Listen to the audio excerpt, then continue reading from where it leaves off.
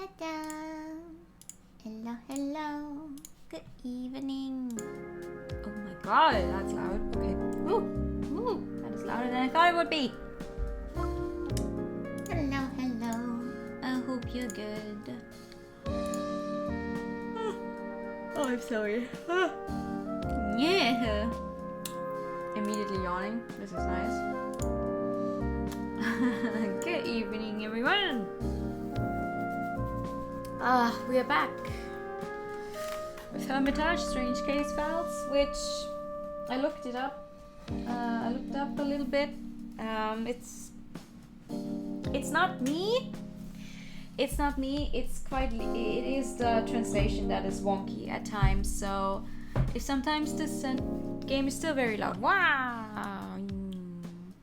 If sometimes the sentences don't really make sense, it's not our fault. It's the translation's fault,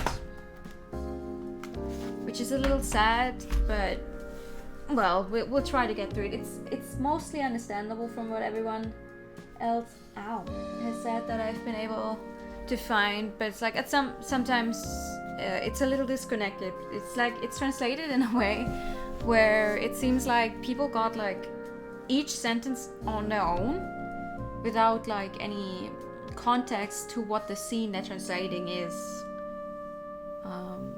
So the sentences might not really work together. But it's okay. It could be worse. I've played games that have a worse translation. Quite literally, it's just a machine translation, blah blah blah. So we'll get through it. Good evening. Are we rested? Yes. I slept until I actually put an alarm for like 12, which I completely slept through. I think I woke up around 1, like properly 1 p.m. So we're okay. We're good to go.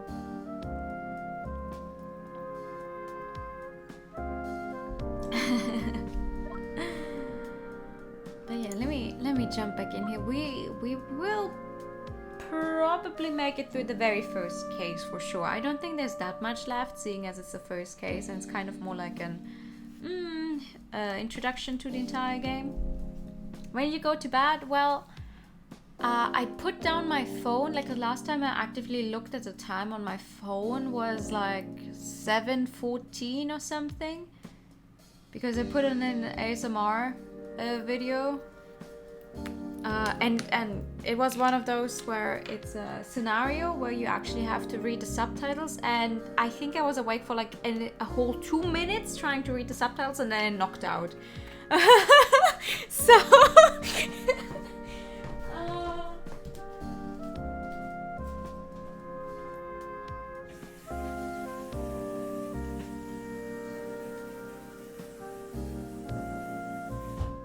also, I forgot to prepare a drink. 1 second.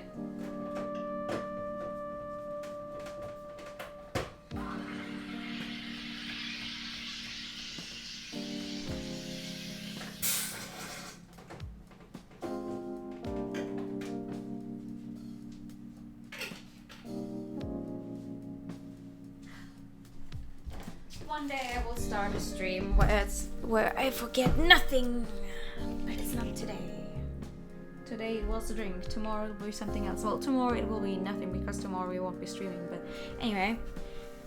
What happened last time in here is we apparently are the owner of this weird bookshop. There's something funky happening, and we're currently trying to help a girl who has been able to see mayhaps future events when she gets high on some weird plant that her friend keeps using or keeps bringing to the art club. She's also getting bullied at the art club because of course she is. It's an elite school.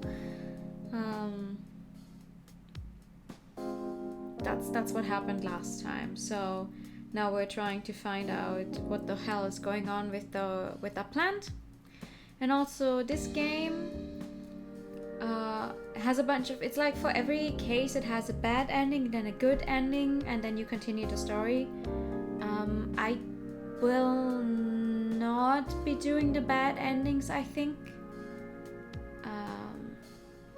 Because, frankly, if the bad ending, all the bad ending is going to give us is like, oh, game is over, you're done, you fucked it up. We don't really gain anything from that. I'm just not a fan. I'm just not a fan. So we're just gonna focus on getting through everything correctly and seeing what the story is like. So let's see. Resume game. What is resume game doing? It's giving me a black screen. That's lovely. Ah, it's giving me a game is dying. Okay. Oh, there we go. Ah. All right. The drowsiness finally fades away and the girl takes a slow, deep breath as she returns to the room. The feeling of being back on solid ground weighs heavy in her stomach, but the girl is able to hide it for now. Are you sure we're doing this right? Her small frame leans against the wall for balance, and she still seems a little confused. She struggles to control her expression and makes herself look a little more determined. It's hard for you too, even just wanting to catch some fresh air at this school comes at a cost. At least the incense gives you some peace of mind, she thinks, but she can't say it out loud. You look out for me. I'm used to pranks and I don't want a close friend like you to suffer. If you continue to put up with it, let's just keep on doing it. I'm worried about you. If you don't hold on until next year, it will all be for nothing. Is the competition really that important? There's no use in making noise and attracting attention now, is there? We need absolute proof, and until we have it, we just have to stay put. I know, but I'm still a little... Besides, I want to spend more time with you. Those words made both of their faces flush a little. Speaking of which, your birthday's coming up soon, right? Finally, one of them breaks the silence. The light is dim and she can't make out more than a faint glow. Yeah, that's right. A bright smile breaks the awkward tension in the room. I'm sorry I didn't prepare anything for your birthday, but... That's not your fault. I didn't even tell you when my birthday was. Anyway, I hope you're looking forward to your birthday present. A surprise? She immediately starts wondering about what it could possibly be. About that, if I ask you a question, will you answer truthfully? Sure. What is it? It's really simple. She stands up and approaches her, looking straight into her eyes. Are you really doing all of this for my sake? Oh, what was that noise? The girl turns around and hugs herself. Even outside the hallucination, that spark behind the eyes is a mystery she has never quite managed to understand. Walking the same path has turned into somewhat of a shared obsession, buried deep within. The last glimpse made her shiver. It's like dancing on the tip of a knife. The fuck is it? What? Okay.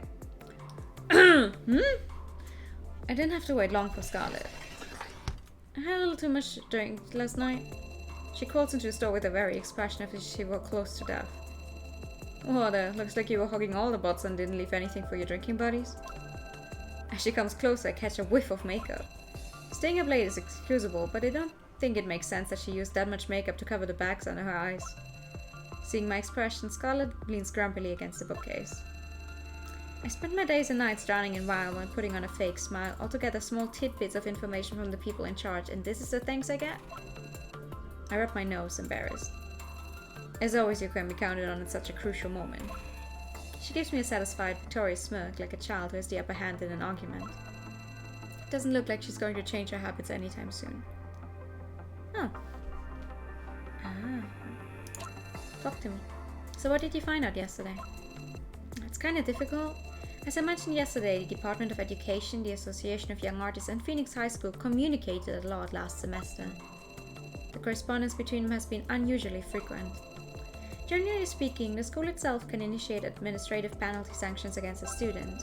The administrative bodies outside the school do not usually interfere as long as everything is in line with the school's rules and regulations. Superiors getting involved in this process is somewhat of a taboo, as it would imply that the school was doing something wrong. But this time it's different? Yes, in this case sanctions were withdrawn multiple times. I can't help but swallow even though my mouth is as dry as a desert.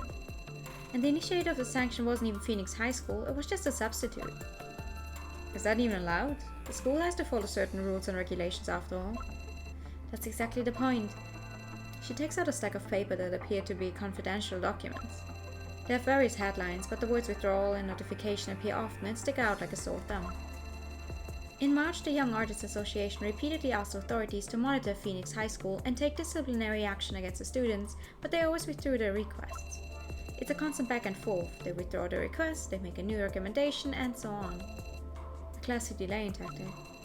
So, the Young Artists Association keeps pressuring Phoenix High School to take disciplinary action, but is being hindered by bureaucratic obstacles? It isn't only the association. Many of the local schools, universities, and institutions are involved as well, which makes it so hard to fathom. So it's public outrage. It would be hard for anyone to stand their ground with a spectacle like this. Then again, the whole situation says a lot. Two things in particular seem strange to me. What could the students at Phoenix High have done to get everyone so riled up? Scarlett doesn't seem surprised. It's a fairly obvious question. She rubs her forehead and starts explaining the situation to me. The Young Artists Association focuses on industry exchanges. They're mainly active in nearby provinces and usually are in contact with regular universities. If they do get in contact, it's because of the annual competition. The one that caused so much controversy last year? Seems like you've done your homework. You're right, it was a pretty big thing last year. A watercolor piece called Blossoms made first place in a painting category. But it turns out that the artist Lily actually took credit for someone else's work. You mean she put her own name on someone else's work and submitted it? That reminds me of a saying I once heard, bored flowers wither fast. Okay. If the piece hadn't won a competition, it wouldn't have caused that much of a scandal. But instead it was exactly the type of ammunition certain parties needed to apply pressure to the school and make demands. And the other participating schools were just as eager to win and wouldn't let something like that slide. Scarlett nods. Although it's unclear how the lie was uncovered in the first place, these documents showed that there's a strong desire for disciplinary action, giving them more than enough reason to demand a rerun of the competition. Actually, that seems to be the goal. People love to hand out punishments as long as they're not on the receiving end. The organizers as well as the participants are applying pressure, so it looks like it's a done deal. The disciplinary action was eventually revoked, but they re-evaluated the award. It was impossible for Phoenix High to maintain its ranking. That sounds plausible. So, Lily's a member of the art club? That's right, she was the club president before Eloise took over her position. I see. If the club president gets into trouble like that, it reflects badly on the other students. That must have led to a tension between them. Probably. A roof won't hold if the foundation is crumbling after all. With the last student representative involved in such a scandal, it's becoming increasingly important to find out what exactly has been going on behind the scenes of that art club. You're absolutely right, which is why I'll be going straight to Phoenix High School this afternoon. What? I almost inhaled a mouthful of cigarette ash. Lucky enough, I'm not one of those bookstore owners who have a habit of drinking a lot of tea, or else I would have spat out in a guy's ear just now. Isn't that a little too drastic? How would someone her age blend into it at school? I can see Scarlett shooting me a smug look from behind her sunglasses. I'm a talented enough actor to play the role of a mother. This is the first time I've seen someone being proud of their age like that. I can try and help, but I can't guarantee the outcome. What makes you think I need help? I've got this. She helps me push back a big hardcover book that was about to squeeze its way out of the bookshelf. While I was doing research yesterday, I decided that I just had to check this whole thing out for myself. This is something big, isn't it? That a simple matter of fraud could have so many twists and turns, it's important to get to the bottom of it and uncover what the school is hiding. That seems to be Scarlett's main goal. You should be fine, what with your amazing acting skills, but what's the catch? You might not be able to tell from the outside of that school, but I had a hard time dealing with the administration at first. So I did some digging online and managed to find a lead on a couple of social media platforms. All you have to do is look for a verified account with real name authentication and check the list of users who follow it. It's really simple. I have a hard time following what she's saying. Anyway, here's how we should proceed. Oh! We should proceed to the next stage.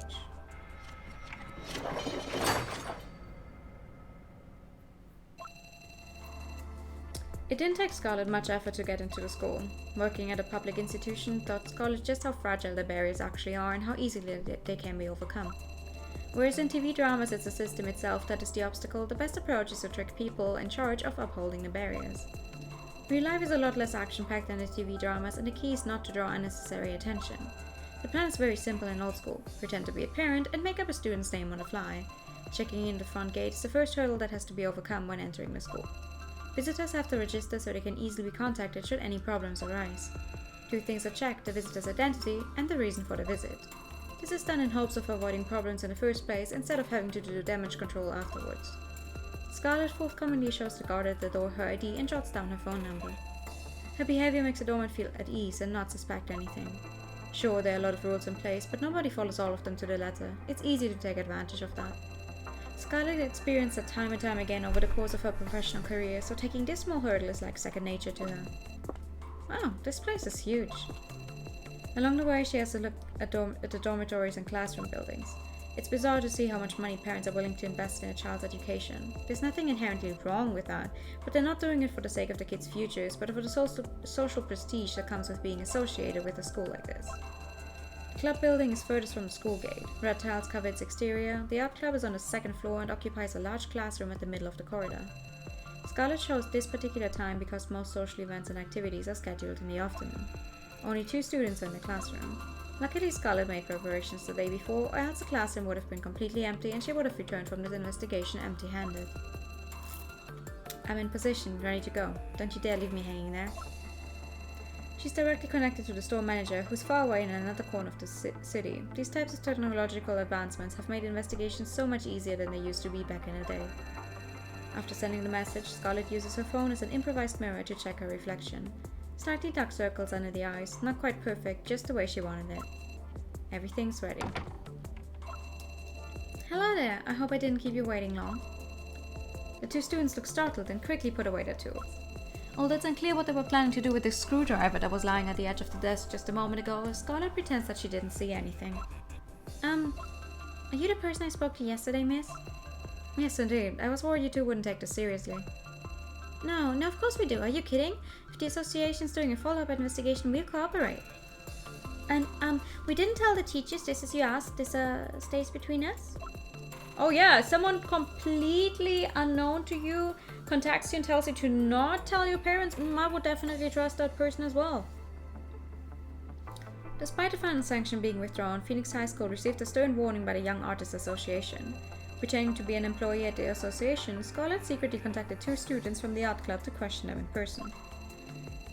It might cause some suspicion later on, but at least for now, her cover seems to be holding up. Scarlett is immersed in her role, intent on maintaining her fake identity.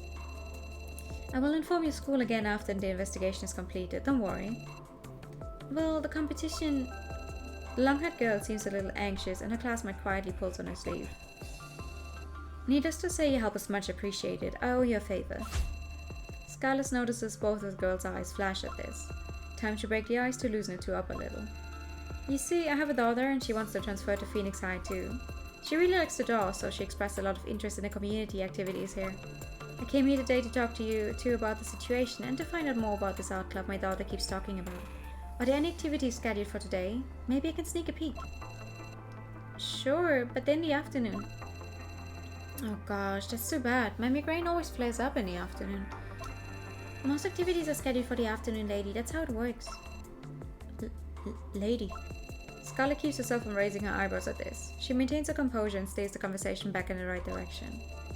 I see. Too bad. I would have liked to have seen it for myself. Anyway, let's get back to the point then, shall we? The 2 of them look at each other and nod. Time to get this investigation started for real. Scarlett takes out her phone and pretends to open the notepad app.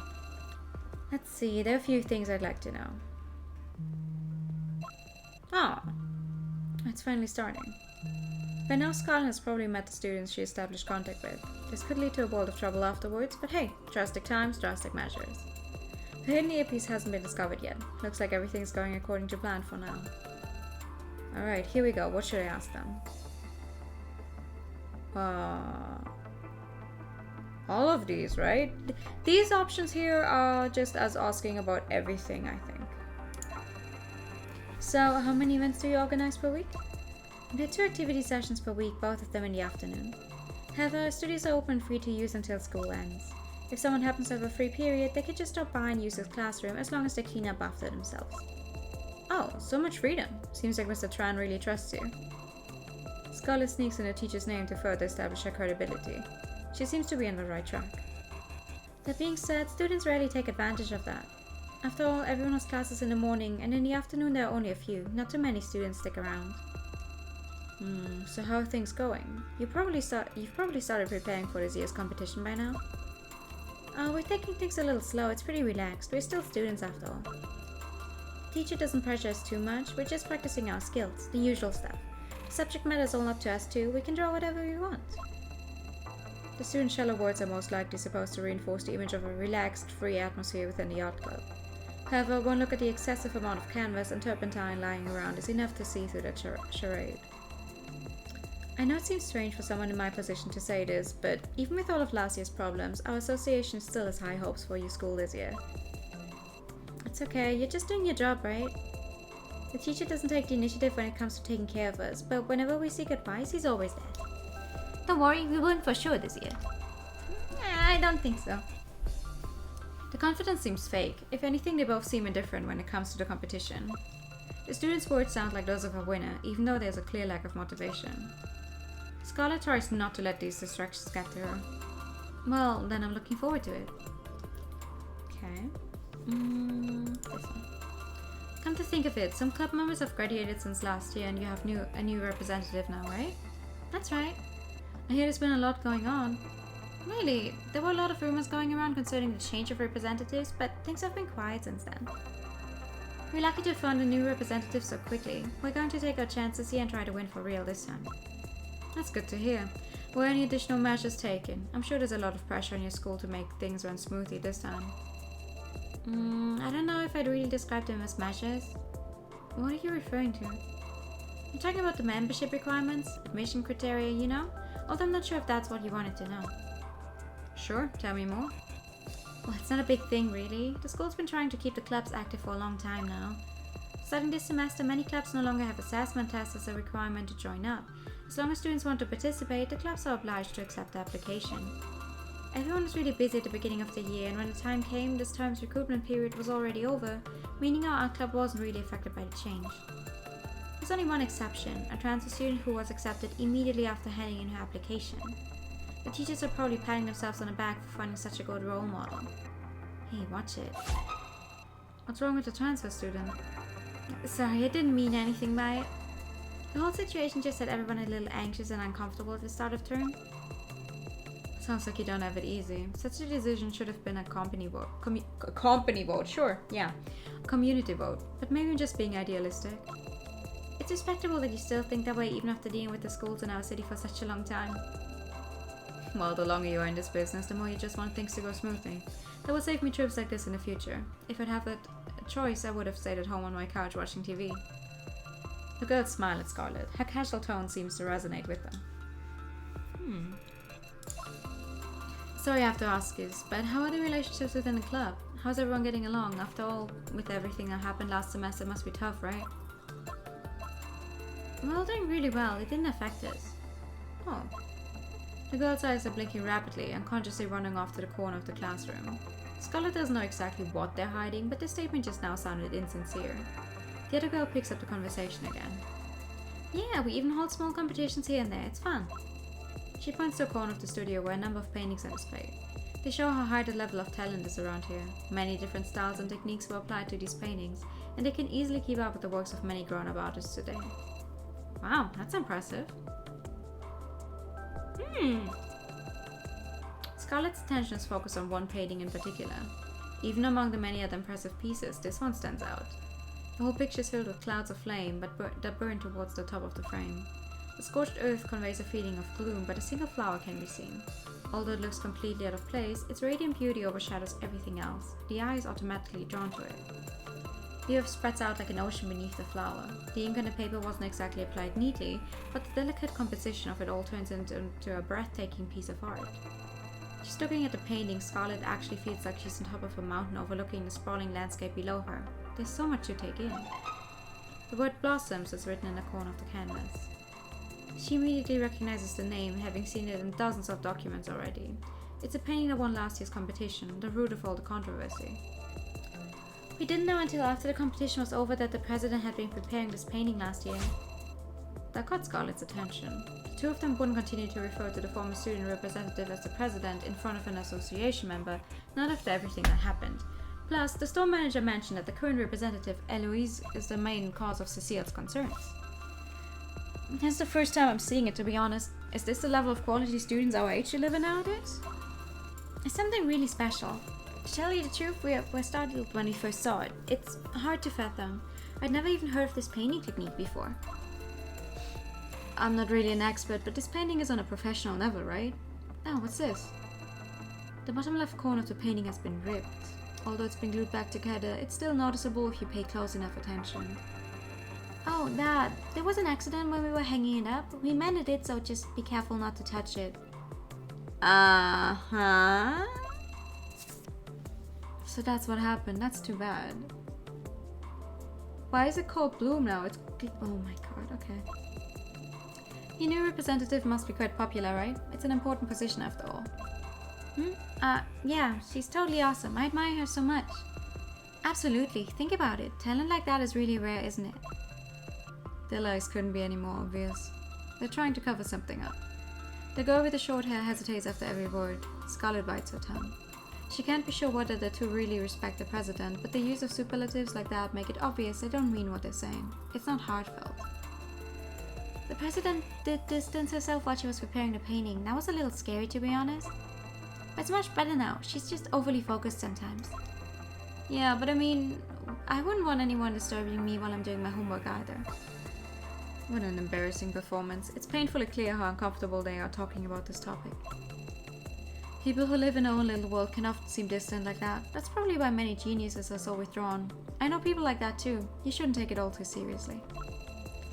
Scarlett takes some mental notes and a conversation comes to an end. Okay. Last one.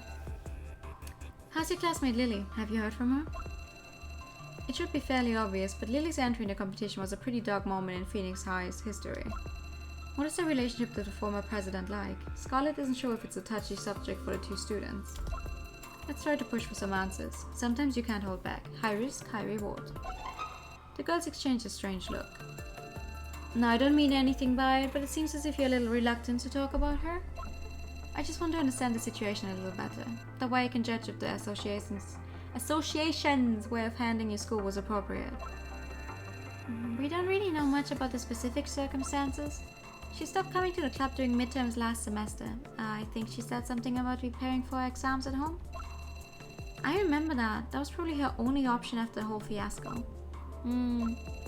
After being exposed as a cheat, she couldn't just stay in the club as if nothing had happened. Her family probably came up with some excuse to switch to homeschooling.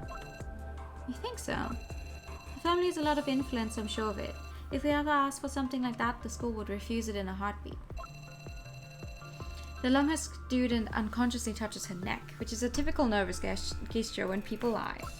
The other student seems more sincere, never shying away from eye contact with Scarlett. So that's what happened. Looks like Lily has left the school, but things aren't as simple as these two are making them out to be. Scarlett takes mental notes of what was said. I see. Scarlett asks the students some irrelevant questions as well to seem more believable. She is so good at playing her role that for a second she actually believes she is working for the association and fully embraces her fake identity. The two students don't suspect a thing, and after this long conversation they part ways. A familiar voice issues from the small phone that she's carrying in her pocket. Done. I think that's it for today. Well done. Looks like you still got it. I hadn't expected that. Well, unlike a certain someone, I actually leave the house every once in a while, meaning I'm perfectly capable of handling social interactions. Well, fuck you! Anyway, did you at least get something interesting out of it after having me do all this work? Oh yeah, most definitely. It's all quite interesting. Strange even. You mean the attitude towards the former student representative? It's more than that. Lily leaving the school raises questions in itself. Do you think those two can be trusted? Yes, the eyes didn't lie. It's obvious that they're hiding something, but the things they did talk about were true. Scarlett sounds hesitant. What's bothering you so much? What do you think is wrong? It's the timing of when Lily left the school. We don't really know much about the specific circumstances. She stopped coming to the club during midterms last semester. I think she said something about preparing for exams at home. I tried to recall the information Cecile provided. Every February, the UK Cup is the only thing anybody talks about at Phoenix High. We always go well in the competition. The UK Cup starts at the beginning of the semester. Everyone's in full-on working mode and wants to win. Do you remember the dates on the documents from the Department of Education? They were somewhere between March and April. Scarlett replies quickly, which shows that she's keeping up. Generally, midterm exams are conducted about 2 months after the start of the school year, from the end of April to the beginning of May. And all requests were viewed over a month ago, which suggests that they receive a reply by then. Leaving aside the fact that all disciplinary sanctions from the Young Artists Associations were eventually withdrawn, even if they did produce any results, they should have been a response before midterm. Copying someone else's work only to suddenly drop everything a month later seems strange. Things aren't as simple as they seem. Yeah, something seems foul here. The school seems less and less like the image it is trying to uphold. I mean, to be fucking honest though, I think every time a private school gets featured in any kind of setting like this, they are most definitely hiding something. Unrealistic expectations and a yearning for prestige and recognition, but Phoenix High School isn't all it's hyped up to be. We stumbled upon something big, that's for sure, but shouldn't we focus on the whole thing with Cecile first? Of course, which is why we needed all this information. Cecile has been struggling with the vision of Eloise. At this point, we probably know more about it all than she does. That's one of the unique advantages of being an outsider. We already know that Cecile has visions of past events when she's under the influence of incense, meaning Eloise lying on the ground in a pool of blood is something that has already happened. Oh. Wait, so someone pushed her down the stairs back when she finished painting blossoms? And then the old representative turned it in as her work? Her work? I can't talk. Her work? Her work? Cecile wants to know the circumstances of this incident, and now we found something that may be connected to Eloise. Further details are coming to light and everything seems to be connected somehow. This could help us find out whatever tragedy it was that befell Eloise. At least we have something to work with now. We got lucky. It's hard to do something if you don't believe in it, but in this case we know something's wrong. From what we know so far, the art competition was the big incident that kicked off everything. The two student representatives must have had a lot of contact in the past. Who knows, maybe there's something else we can dig up. Speaking of which, I have an idea. Oh. One of the two students I met today seems to be using the same ID online all the time. Couldn't hurt to snoop around a little. Sounds like something we can work with. I'm afraid that's it for today. I really have to get back to the office or the boss will have my hat. I'll send you the ID later. I need to find a way out of the school first. A little while back, blogs and online diaries were very popular. This changed quite rapidly ever since social media sites started spreading like wildfire. If those students really are hiding something, they might slip up and leave some kind of trail online. Social media. Thank you for the hider time.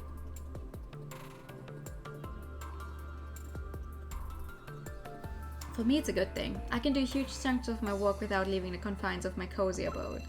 There are no computers on the ground floor and I'm not really in a hurry. Kneading my neck and shoulders, which are stiff from holding my phone, I resume the organization of my books. You do that. Oh, and suddenly it's evening. Even with the current situation and Cecile's problems, the world keeps on turning relentlessly.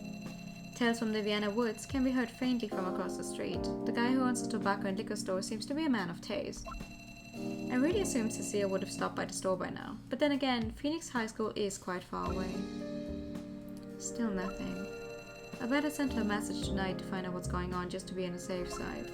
Other than that, it's a typical Wednesday, although I've only seen a few people around. A mother and son, two middle-aged men, and a young guy with a healthy interest in the French Revolution. Is today actually a public holiday or something?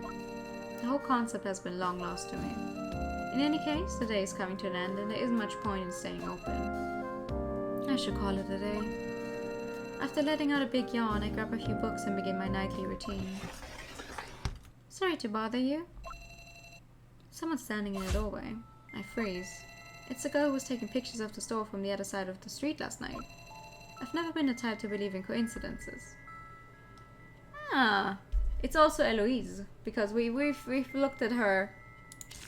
We've seen her picture. Wait, no. How can I look at the characters? Huh. But this is definitely Eloise. There's complete silence. She doesn't waste time and walks straight towards the desk.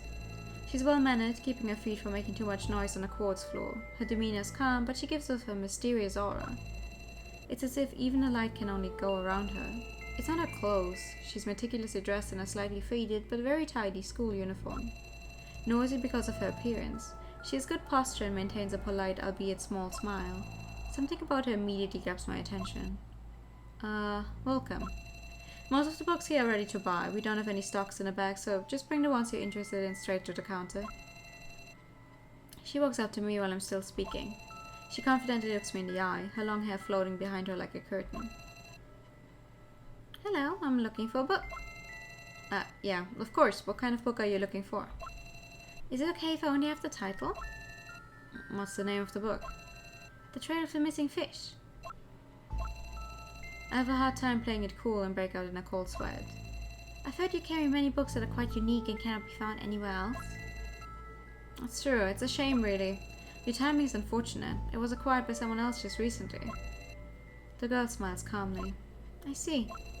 This mystery is easy enough to solve. She moves a little closer, calmly as if to signal that everything is under control. Your time must be precious, so please allow me to ask you directly. Did a girl named Cecile get it? I try to keep my expression as neutral as possible. It wouldn't be wise to lie. That she mentions Cecile's name must mean that she knows something. I don't know how much she knows and what Cecile told her. Cecile still hasn't called. I should play it safe. Since she knows about Cecile's visit to the store and about the book she borrowed, this girl must be close to her in some way. The faded Phoenix High School uniform makes it apparent that she's not a new student there. She must know something about Cecile's situation, or she wouldn't have chosen this moment to show up. But this isn't the time for me to lay out all my cards on the table. Well, as you can see, this place is rather small and a little messy. Still, Hermitage values each and every one of its customers. I deliberately put on a more serious face. I'm afraid that I can't discuss my customers' private matters, especially with a guest whose name I don't know. The girl looks surprised, as if she wasn't prepared for such a direct statement. I'm Eloise, Cecile's friend, and also the president of the art club she's in. I'm sorry I was so focused on this one thing that I completely forgot to introduce myself. My apologies. She bows slightly and hands me her student card. She's doing this to remove any doubts about her identity. Very polite, very thoughtful. A response I wouldn't have expected from a student. A bit too much, maybe. Elise, is it? What an introduction. Might as well bait her into answering some questions. I like to find out more about her.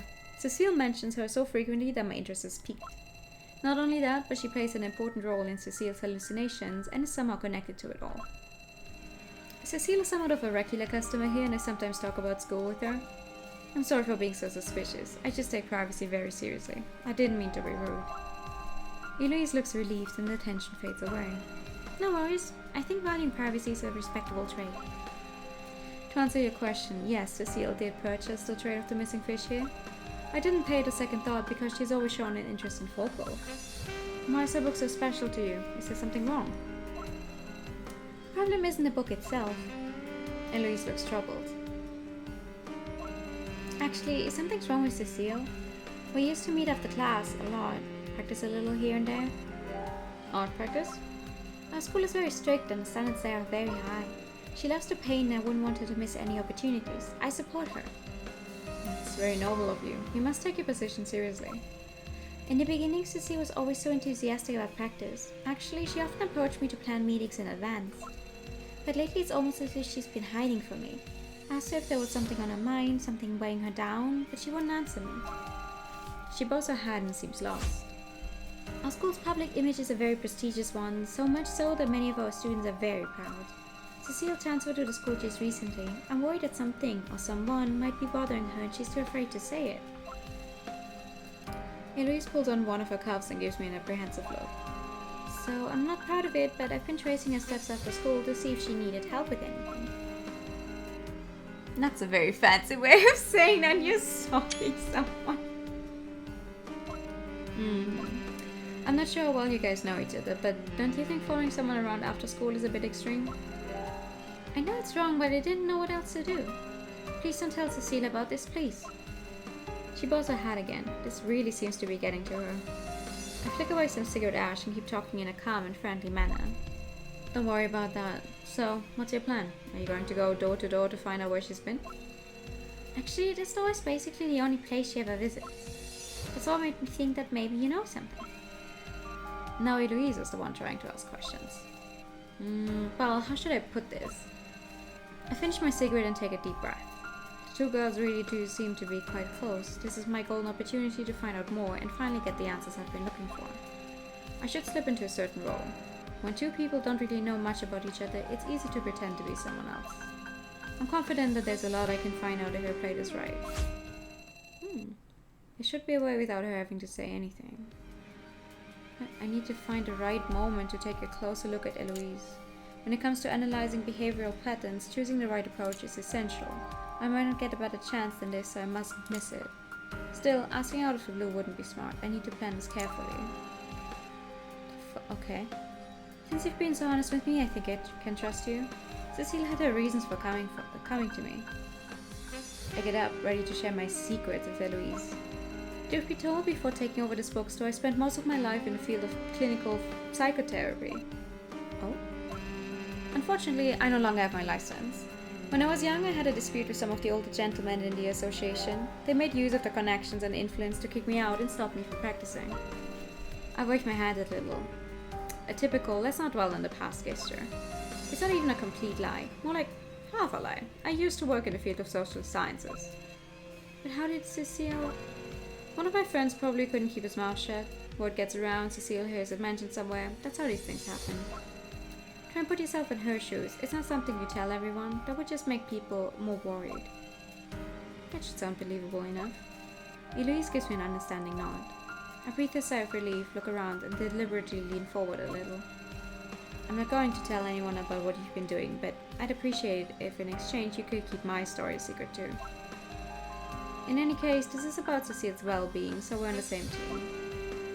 Eloise doesn't reply, but lets her eyes wander around the store instead. She takes in the messy piles of books at the edge of the shelves and the old posters I hung up on the wall. I'd say the first floor perfectly captures the wayward scholar ambience, and being gloomy isn't exactly something I have to pretend to be. Okay, I promise. Eloise nods in acknowledgement of our little deal. I decide to strike the iron while it's hot. Well, that's good. Anyway, you've already found your way here. Do you mind if I ask you a few questions? So far, I've only heard Cecile's point of view, so your help would be very much appreciated. I do not know where I took the very much from. Please ask. If there's any way I can help, I will do it. Hearing Cecile's name seems to make her particularly energetic. I take out my notebook and quickly flip to the page with the most handwriting scribbled on it to keep up appearances. I have a lot of questions actually. Let's go through them one by one. What should I ask? Woo! All of these. Cecile told me a few things. You're a little older than her, correct? That's right. I'm in my senior year now. I see. Then you probably don't know much about how Cecile is doing in her class and what the atmosphere is like there. That's right, but I still know some things. I also know a thing. It's that I'm freezing.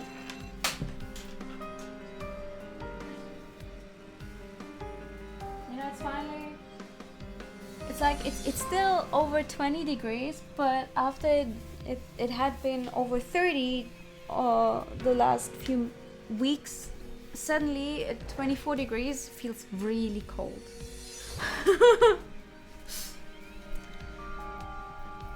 My class is a so-called preparation class that aims to attract students by lowering the tuition fee, but has very high expectations and demands rapid progression. I've heard that the head teacher there is very strict. And the teacher doesn't say anything against someone from our preparation class wanting to join one of the extracurricular clubs as well? Don't worry, it's getting warm again next week. Oh no. No. Eloise smiles bitterly. Actually, people from these preparation classes make up the bulk of the club members. I don't follow. It's to project strength, to make a statement. We can pursue our hobbies even though learning is stressful. I assume you're familiar with that sentiment? Many students even sign up for a club on paper, but you never see them around in person. However, the guidelines aren't that clear, and with Cecile being a transfer student, maybe the teacher just doesn't care. So, while her classmates were stressed out and learning at home, Cecile was one of the few who actually participated in club activities. I sigh and shake my head. That explains why many of them don't get along with Cecile. I know it's not a nice thing to say, but I think many of them have severe issues. It's hard to imagine the pressure they're under, but it's the reason why many of them have a really short fuse. It might not be nice, but they have severe issues. Like, okay. How's Cecile's performance at the art club? Performance? Well, she wasn't familiar with many of the techniques the rest of us were taught at a young age, but she's a quick learner and is doing really well. She has a lot of potential. She's very eager, and I'm sure she has a bright future ahead of her if she seizes the right opportunities. How well does she get along with the other club members? Eloise frowns. This seems to be something she's concerned about. I wouldn't exactly call it harmonious. According to what she told me, they want her to leave the club. You could say that, yes. It puts her under a lot of pressure. Your studio rarely gets new members? That's true, it's not easy to join. After all, he represents the school to the outside world, so there's an image to uphold. The admission process is strict, even for senior students. But a transfer student got a spot. Many departments underwent personal changes, and the new teachers did say they were planning on making the process a little less demanding. Cecile submitted her application after the recruitment campaign in September, so she was one of the first chosen under these new, more relaxed guidelines. That could be why the others are so harsh and unwelcoming towards her. Eloise looks sad when she talks about the situation. It's my fault, my failure. I'm the person responsible for the relationships between the students, and it's my job to handle differences within the club. Don't beat yourself up, the situation could be worse. Yeah! I mean, she's only getting bullied a little bit, but they've not, like, outright gotten physical about it, so it could be worse. I cannot possibly make my voice sound more sarcastic if I tried, hopefully. What do you think of her? Eloise seems a little baffled and doesn't understand my question. Since you and Cecile spend a lot of time together, you probably know each other pretty well. I would like to hear your opinion about her, from you as her friend. Eloise nods. She fiddles with the strand of her hair and seems to consider her words carefully. First off, she's a really kind person. Although she doesn't talk much, she's always optimistic and sees the best in people. She's very calm and never gets angry. Even though the attitude towards her is as cold as it is, Cecile avoids arguments and trouble and stays quiet. Even when the others are so mean to her. She glances at me, and I can see there's a lot on her mind. On Cecile's first day at the club, I couldn't be there because I had some chores to take care of. When I got back to the studio, I saw a student I had never seen before picking up the practice materials. I was supposed to handle that. It was a lot of work, strenuous work, and the materials had to be treated with care since some of the projects were only half finished. She just quietly and carefully put everything in its place. And you said you were supposed to handle that? Yeah, that day was my turn. That's why I even came back from a trip early. There's a lot of risk involved when you let someone new and inexperienced handle the paintings. It's easy to cause irreparable damage. It's mean and unjust to give a newbie that job. It's too much responsibility. They did it on purpose, I'm sure of that. There had already been talk about Cecile being accepted into the club and it being a controversial decision. I heard to help Cecile and told her to finish up. I made it clear to her that she didn't have to do this and that it wasn't something the others should make her do. She just shook her head and said it would be a shame to leave these paintings lying around. I'm not sure what to say. That's the kind of person Cecile is. She makes the best of every situation. I flick some ash with my cigarette and tell her to continue.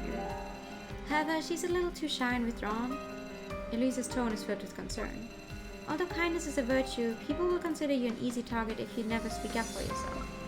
If she never says anything, the people who bully her will never receive just punishment. And by the time she does muster up the courage to say something, it might be too late for her. She'll never get justice that way, the others will never learn the lesson, nobody will experience any personal growth. That's the worst possible result. Hi! Good evening! That's an interesting conclusion. Sorry, I'm just rambling. No, I actually agree with you. Hello! How you doing? Cecile mentioned an event, a sort of competition called the UK Cup. You seem to be taking it very seriously? It's an art competition sponsored by the Provincial Young Artists Association.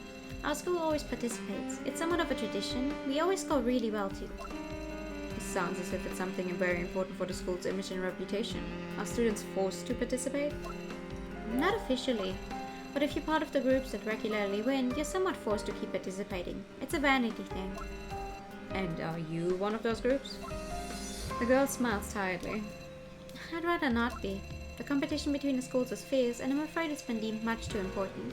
They've turned it into a really serious thing, even though it's supposed to be a fun event. So the adults battle it out through the kids? This year's theme was suddenly changed from watercolor to oil painting. That doesn't normally happen. Oil paintings for a school competition? That's harsh. They probably also have a size requirement for the oil paintings. And if they suddenly change the theme, it might be very... You know, watercolor paintings take like... Even if it's a big painting, they don't take that long to dry. It's watercolor. That just dry after a few hours, if at most a day. Oil paintings can take months to dry. Depending on how big they are and how much color you have to use. And also painting with oil is hard as hell. What the fuck? Everyone's on edge because of that. Sounds like it's not easy being part of a star club. We're just trying to uphold the club's reputation. The competition is becoming more and more troublesome every year, and there's a limit to everything. At the end of the day, nobody cares about what it does to the students. They don't care about our feelings. It's all just one big silly fight for glory. I don't think it's something to be proud of. It's wasted energy. Eloise has very strong opinions and she stands by them. That's my conclusion after asking her so many questions. She's calm and composed and can back up all her arguments with logic. She has a very mature way of thinking, something that's probably uncommon among her peers. Still, this girl with a perfect posture, good manners and high intellect doesn't seem to have many friends. We've been talking for over 2 hours and yet she mentioned hardly any other students by name. You've been talking for what the fuck? No wonder she cares so much for Cecile. She has somewhat of a protector's instinct and just wants her to do well. I'm sure that from a psychological perspective, trying to maintain order among the students while standing in a crossfire between them and Cecile is taking its toll on her. You've been a really big help. I'm happy to answer any questions you may have. The girl humbly bows her head. Let's not forget that she was stalking Cecile, but even so, she's shown nothing but sincerity. Oh my, I've completely lost track of time. Is that going to be an issue with your school? Eloise follows my eyes to look at the wall clock and can't help but smile bitterly once more. I guess that's all we can talk about for today. I'll come back some other time. She bows a little and turns around, ready to leave. Things are going really well. I should make use of that one more time. Say, Eloise. What is it? Eloise stops and looks over in my direction. Concerning you and Cecile's after-school practice, could you put that on hold for a few days? Huh? For a moment there's a tension in the air again. Eloise throws me a puzzled look filled with more than just confusion. I might have been a little too direct. I don't want to overstep any boundaries. I have to say something. Insist on having more life experience. For her own good. Don't get me wrong, I just think that there's been a lot of pressure recently. Don't you think it would be better for you two to talk instead of practicing all the time? I just feel as if she's in a bad place. I'm sure she could use someone who listens to her. I see. If you think that's a good idea, then sure. I'm not sure she agreed to it though. Oh, why is that? I'm just not sure if she's even still interested in hanging out with me. You said it yourself, we've been under a lot of pressure lately. I had the same thoughts last Tuesday too, but Cecile didn't have time to meet up with me. She said she had other things to do and was busy. That struck me as strange, and then I found out she was alone in the studio. I have no idea what she was doing there. It must be hard for you too. Everyone goes through tough times, right? The whole thing is just weird to me. As her senior and a friend, she should be able to share problems with me. I just want to help her. It's your sleep-deprived boyfriend! No, I know who you mean.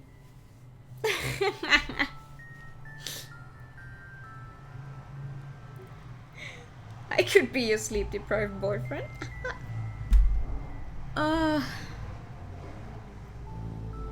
What the fuck? I give her an understanding nod. Please take good care of her.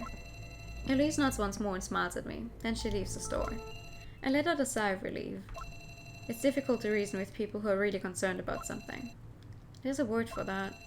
I can't recall the term for it right now. Enough of this. I turn off the lights again.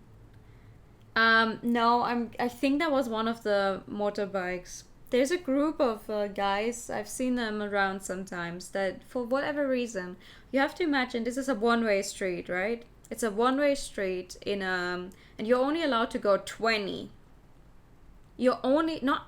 I'm not even sure if you're allowed to even go 20 or only 10. Like it's literally like a really, really slow street, right?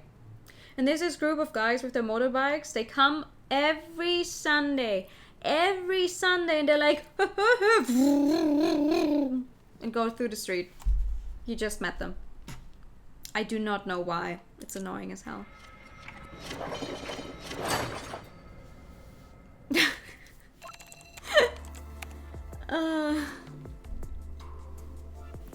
Let me see what else. I'm back on the second floor and finally there's a chance to make use of what Scarlett managed to find out. Poses? Yeah, they are. You step on the gas and brake at the same time. Yeah, exactly. You know the weird thing you can do with a normal bike where you like where you're only on the what's the word, the tire, the back tire. You can do that with motorbikes as well, but I wouldn't recommend it. But apparently it's their favorite activity to be doing that, and I'm just waiting for one of them to really crash. I would laugh about it, I think. I think they would deserve to be laughed at if they crash when that happens. Yeah. It's pretty crazy to see how quickly social media platforms have changed and advanced over the past few years. The student Scarlett found out about uses the same name on multiple platforms. She must have conducted some preliminary research using search engines to find that out. However, things aren't looking too good. There's a personal blog, but it hasn't been updated in ages and was most likely abandoned some time ago. It's hard to find any written material by the student, even in forms where some traces should have been left. Don't you play missing now. Welcome to the Web 2.0 era, where social media platforms advance at an incredible rapid pace. Not everyone is quick to adapt to these system changes. The students' tweets are very infrequent and random. Many people feel awkward using certain platforms at first, and a limited word count is an additional obstacle. That might explain it. People looking for alternatives often make the switch to platforms with a more personalized touch. I need to find another message board. Suddenly I have an idea. You would like this guy. Alright. Tumblr! The name dropping Tumblr? Really? Okay. Tumblr is one example of the so-called light blog platforms that have emerged over the past years. It isn't used a lot in this country, but several local companies claim to be good enough to keep up with it. Let's see just how good they are. Enter the name at the end of the URL. Bingo! Colored paintings decorate the page. As a member of the art club, she ended up picking a site that's hugely popular among designers and artists. Users of the site upload their own artwork and she's no exception. Her basic skills are very solid, although not amazing. At least that's my first impression as an amateur. I'm not here to appreciate art. I open all her updates since January and start browsing through them one by one. January 15. Today's practice. Compared to the previous few days, my thoughts are a lot clearer now. There's room for improvement in the front and background layers as well as in the overall composition. That said, I don't know how to improve it exactly. It is, right? It's like, it's exactly what you would think a Tumblr blog looks like. You have the posts in this nice little column, you have a giant background picture. The only thing it's really missing is maybe something on the side or on all the way on the top where it's like, hi, welcome to my twisted mind. Like a short introduction, like who you are, what this blog is about. That's the only thing that's really missing, but this is Tumblr, definitely. The last time I touched watercolors was as a junior and I was never really good at it. But I guess I was okay. I did my best anyway. February 1st. This is the finished piece from the last practice session. Even after carefully matching the colors, there's still some obvious flaws. The student representative won. That's what the rumors say. Although the results hadn't been announced yet, she was already preparing to celebrate in the studio. I don't know how to feel. Although I wasn't arrogant enough to think I could outright win, her painting isn't winning material either. The atmosphere in the club today was very unpleasant, and the teacher seemed to go out of his way to avoid getting involved. I wonder what tomorrow will bring. March 17. Sorry, no uploads for 2 months. The club has been quite a mess recently. We had much fewer classes than usual. There was an intense argument between 2 club members, but the rest of us were too afraid to intervene. At the end of the day, both of them were equally responsible for what happened. Those of you who know what I'm talking about, please don't comment on it below. Next time I'll probably show you some random stuff I've been working on. April 20, just a few illustrations this time. Junior today. Me when I draw once a year. What do you think is a good name for this piece? A lot is piled up. When I look at it, I can't help but feel kind of proud of myself. I don't know if I can continue painting. How do you guys manage to keep yourself motivated? I think I'm losing the spark. It's become more of an annoyance than something I love doing. May 7. 2 sketches. Sure enough, a hard pen seems to work better. I received many friendly messages after my last post. Thank you for your concern. I'm going to keep posting updates. I think it's too early to give up on this. I feel motivated again. In fact, it has something to do with the change in the art club. The way it happened wasn't the best, but the outcome was unexpectedly good. Maybe that's just how it had to be. By the way, the name Twilight Tea is really great. June 28. Busy with a lot of final exam stuff. No new updates, just saying hi. One of us suddenly quit the club. I guess we didn't realize just how close we are to graduating. Things are getting serious. I don't understand how someone could quit now. We're all in the same stressful position. I think quitting is kinda weak. July 13. A piece I drew at home. Oh, reminds me the first one reminds me of Firewatch because we played that just recently. I tried to change up the pattern, but I'm not happy with it. I've talked about spatial perspective before. I don't seem to be very good at it. How on earth do you come up with a scene concept? Can anyone help me out? July 14. 2 more, that's it. My mood's bad, the weather's bad, my mom hasn't returned from Cambodia yet. I don't think she follows me on here, so I'm asking you, how would you nicely convince someone to come back home? I don't want to overstep any boundaries, but I'm a little pissed off, to be honest. August 21st. Recomposition version. For the first time, I feel like I've mastered it. I had a lot of private stuff going on, so I didn't really practice at all during summer vacation. It's nice to be able to get some summer assignments done. Ultimately, the police didn't get involved in the incident in July, but it did take up a lot of time and it was exhausting. There's some things about it that I can't really discuss. I feel kinda bad and I owe a lot to you guys. On an unrelated note, if any of your local friends spot a group of people wearing black, covering their faces, tell them to stay away. They may not intend to hurt you, but if you get too curious, who knows what kind of trouble you could get into. Excuse me? Hello, I love drawing. I can't paint perspective. My mom is still lost in Cambodia. It's like, for real, it's like you upload a piece of art and then you just start trauma dumping in the description of the art. That is peak Tumblr. No, the most peak Tumblr it would be if it had been written not in the caption, but in the tags. It's like, oh, my art, watercolor, July 2020, or and then like the entire thing about, oh, my mom's still missing. I don't really know how to confront her about it. Blah, blah, blah. I want her to come back home. That would be in the tags, and then it's a perfect Tumblr post. No, why do you know that? I was an avid Tumblr user many years ago. That's why I know that. Yeah, that's why I know that. And then I switched over to Twitter. Kind of. September 2nd, another one finished. Maybe this type of painting is my strength. My teacher seems to think as well. I haven't studied Monet much, but it's similar to his style. Space, structure, hierarchy, perspective. It's all the same problem, really. After you've mastered different perspectives, your understanding of the scene's environment improves immediately. I'll try the Battle of Troy next while that mindset is still fresh in my mind. I still miss that smell. Should I try again? I'm sorry, what? Art, watercolor, perspective, practice. My mom's been gone for 2 years and I don't know where she is. God, I miss her. Exactly. That is exactly what Tumblr is like. I don't think logic applies to the last painting. I don't think it's supposed to make sense. She didn't mention names, but there's only a handful of people who could have gotten her so riled up. If that's true, I'm worried about her statements. Knowing what I know now, we should have prepared more thoroughly before investigating the school. It doesn't make a lot of sense to think about the past now. It's more important to figure out how to proceed. I should go over everything with Scarlett tomorrow.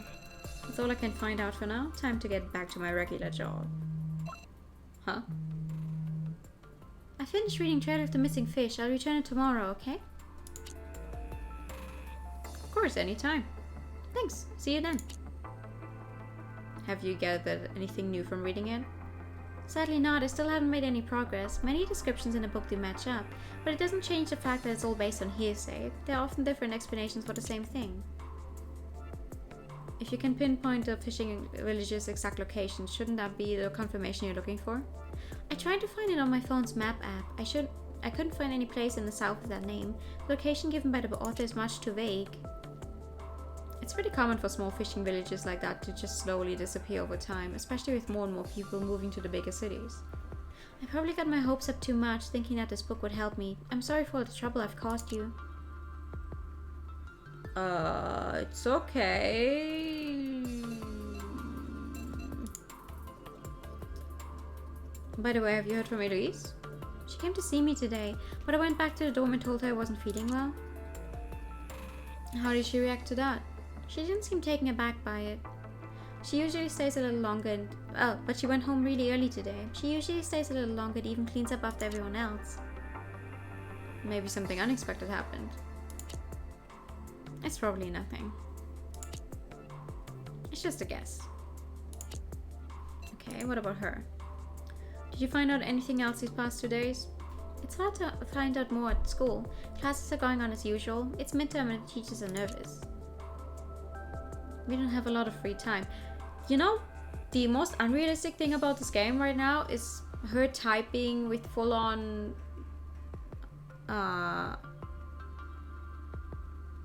like both of us. I don't think he would be the type to really take care with proper punctuation when he's typing. And I mean, she does seem like the type of person who maybe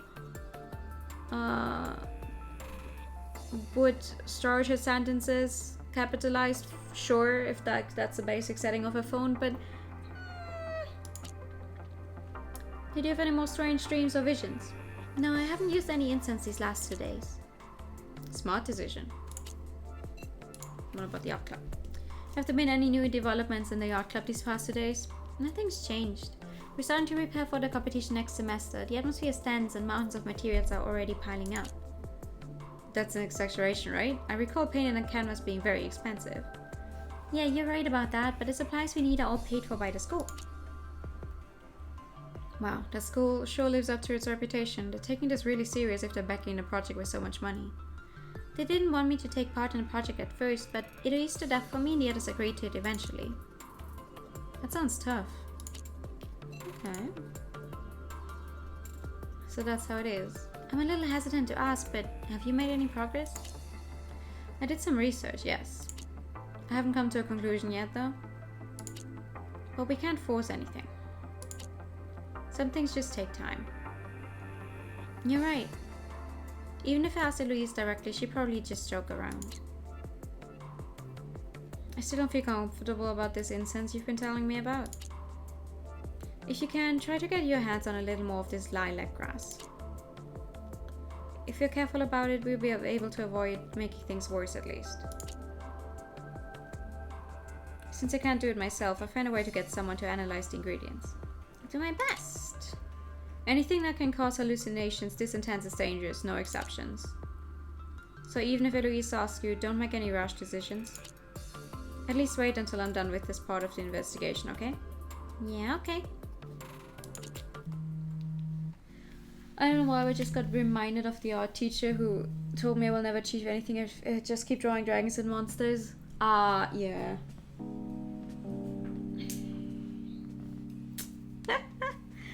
Get that coin. You know, there's some art teachers who are just so... Remember the one that would just straight up draw over your stuff? Like, it's one thing to tell your student, like, hey, you could improve on this and that and explain to you what they mean. But this one teacher would just grab your paper and draw all over it and you're like, excuse me? That is not normal. What? Stay out of this, don't get involved again. It's not good for you. What are you talking about? You know exactly what I'm talking about. Just take a deep breath and calm down. Why don't we talk about this in a friendly manner? Like adults, face to face? Anyway, don't say I didn't warn you. It's on you now. The fuck? You don't even have a profile picture. Who the hell are you? Obey the rules or die. Okay, damn. When does this take place? 2017, okay. Super sad. Why did you change it back? But why did it keep jumping back and forth between the two melodies? Did the queen not like this particular tune? Changing it back wasn't an option, I guess. I remember when the clock tower used to be operated mechanically, so maybe they recorded the tune back then. Then they added several speakers and switched to electronic chimes so they could use any song they wanted. As for the current melody, it's really popular and it is not offending anyone either. Trying to be appropriate in all kinds of situations, and that's what happened. I do not understand what the point of the weird clock tower melody is, but alright. End this day. Let's see. Looks like things are worse than expected. Scarlet's fingernails sink into the wooden table. I hear the sound of the wood creaking beneath my feet. It's becoming increasingly unpleasant. Come on, calm down. Calm down? It's not only Cecile and Eloise. Other students may have been exposed to this incense too. Do you understand how serious this is? Actually, we should have realized it earlier. Eloise already said that everyone is under pressure because expectations are so high. It's not normal for them to be so confident when it comes to this year's competition. Something seeped off from the get-go. They're all addicted to some kind of weed! According to Cecile, she experienced hallucinations from a different perspective. Her classmate seems to have made impressive progress when it comes to painting from strange perspectives and has improved her spatial awareness. It's not hard to form a connection here. Of course, there's no definitive evidence for this. It's all just guesswork. The number of people who have had similar experiences has increased. She puts her head in her hands and groans. If that's true, I'd rather not have gotten involved in this. Let's find a way to prove our suspicions instead of complaining about it all day. It shouldn't be too difficult. We can just keep an eye out for art club students who have made sudden progress when it comes to their paintings. Did you ask me to come here today just to scare me? I wish I had that kind of spare time. You left in such a hurry yesterday that there wasn't any time left to discuss this in more detail. To be honest, I don't think we have any time to waste. It sounds serious. I assume you found out something big yesterday? You could say that. I think I've gained some insight. So what is it? We spent a lot of time and energy on this already. If my assumption's right, proof of our theories should be much easier to find than we expected. We're progressing faster than you thought, huh? I put down my cigarette and get out my notebook. Scarlet sits up straighter. She seems more composed again. She knows that a calm approach is the only way to work such a case. So how is this related to Cecile's hallucinations? How do I prove the connection? Ah, that is so sad. You are not allowed to save directly on this screen. God damn it. Okay. Good. Well.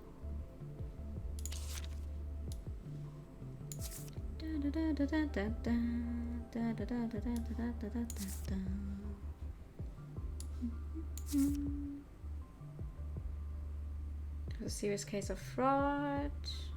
Why is it called Bloom here and it was called Blossom the other time?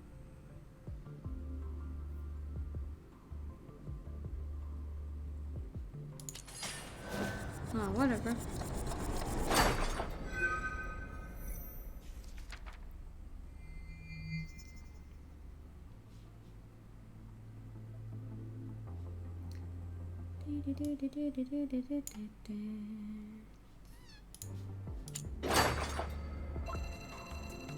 That's one possibility, and a dependable one at that.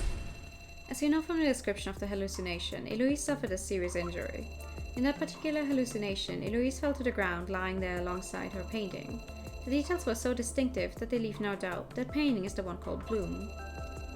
Now it is believed that Eloise is the artist, meaning there are two possible scenarios. Eloise either plagiarized someone else's work, or she simply took back what was hers in the first place. From what I've gathered from various documents, we shouldn't point the finger at Eloise, but at the girl named Lily. That would rule out scenario number one, and one of the person who exposed the whole thing to the Young Artists Association was even in the art club. In short, Eloise's injury is related to her having made the painting. In the hallucination, Eloise is lying at the bottom of the stairs. I reconfirmed that with Cecile. Although she couldn't see much, she's absolutely certain about that. So let's note this down. Bottom of the stairs, not the top, on the ground. The only logical conclusion is that she fell down the stairs. Yet strangely, Cecile sees Eloise with blood behind her head. I highly doubt she ran downstairs backwards. So what possible scenarios could lead to that situation? I can only think of two. Someone pushed her from above or someone pulled her from behind. Both seem unusually extreme considering it's only about a painting. Falling down the stairs, pretty common cause of injury, makes sense to drop a painting when something like that happens. Even if Cecile isn't on the best speaking terms with the others, it shouldn't be too hard to confirm that an accident like that took place last semester. You mean this could have been the event that led to Lily leaving school to continue her studies at home instead? The two students I talked to also alluded to the fact that her parents would have had enough influence to keep a lid on the whole plagiarizing incident. Even if people gossip, it's all just an art competition in the end. As long as the people involved don't talk about it openly, and nobody approaches the media, there's no way it could turn into such a big thing. So things were going well, but then the accident led to Lily having to leave school as quietly as possible. So they allowed her to stay at home to keep this incident from being exposed. It's just speculation, but from what we've gathered, it makes a lot of sense. Scarlett seems to agree. Did Lily do it? Doesn't seem so far-fetched after all.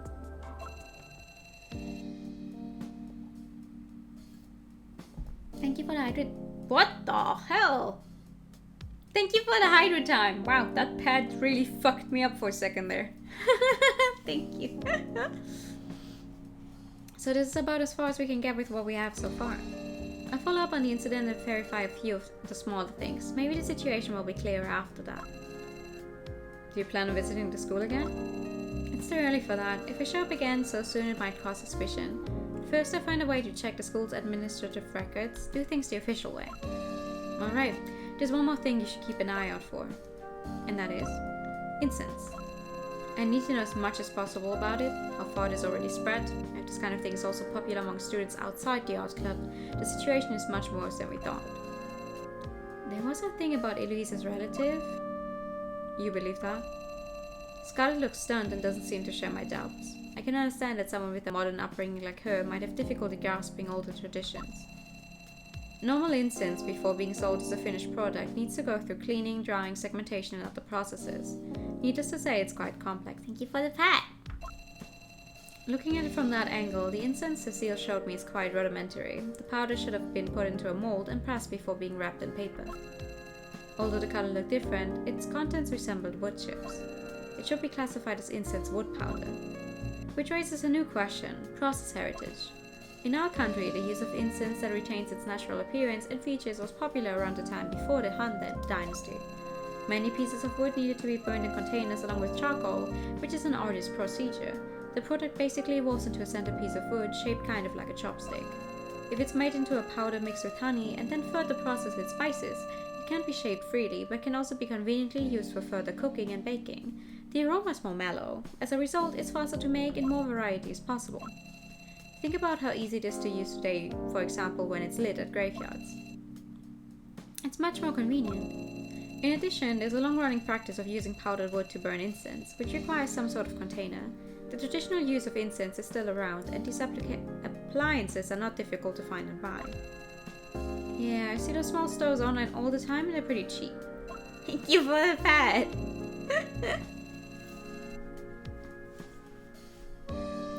Back when I investigated in the countryside, I saw an old man with a small portable stove and box that he used to carry incense wood powder.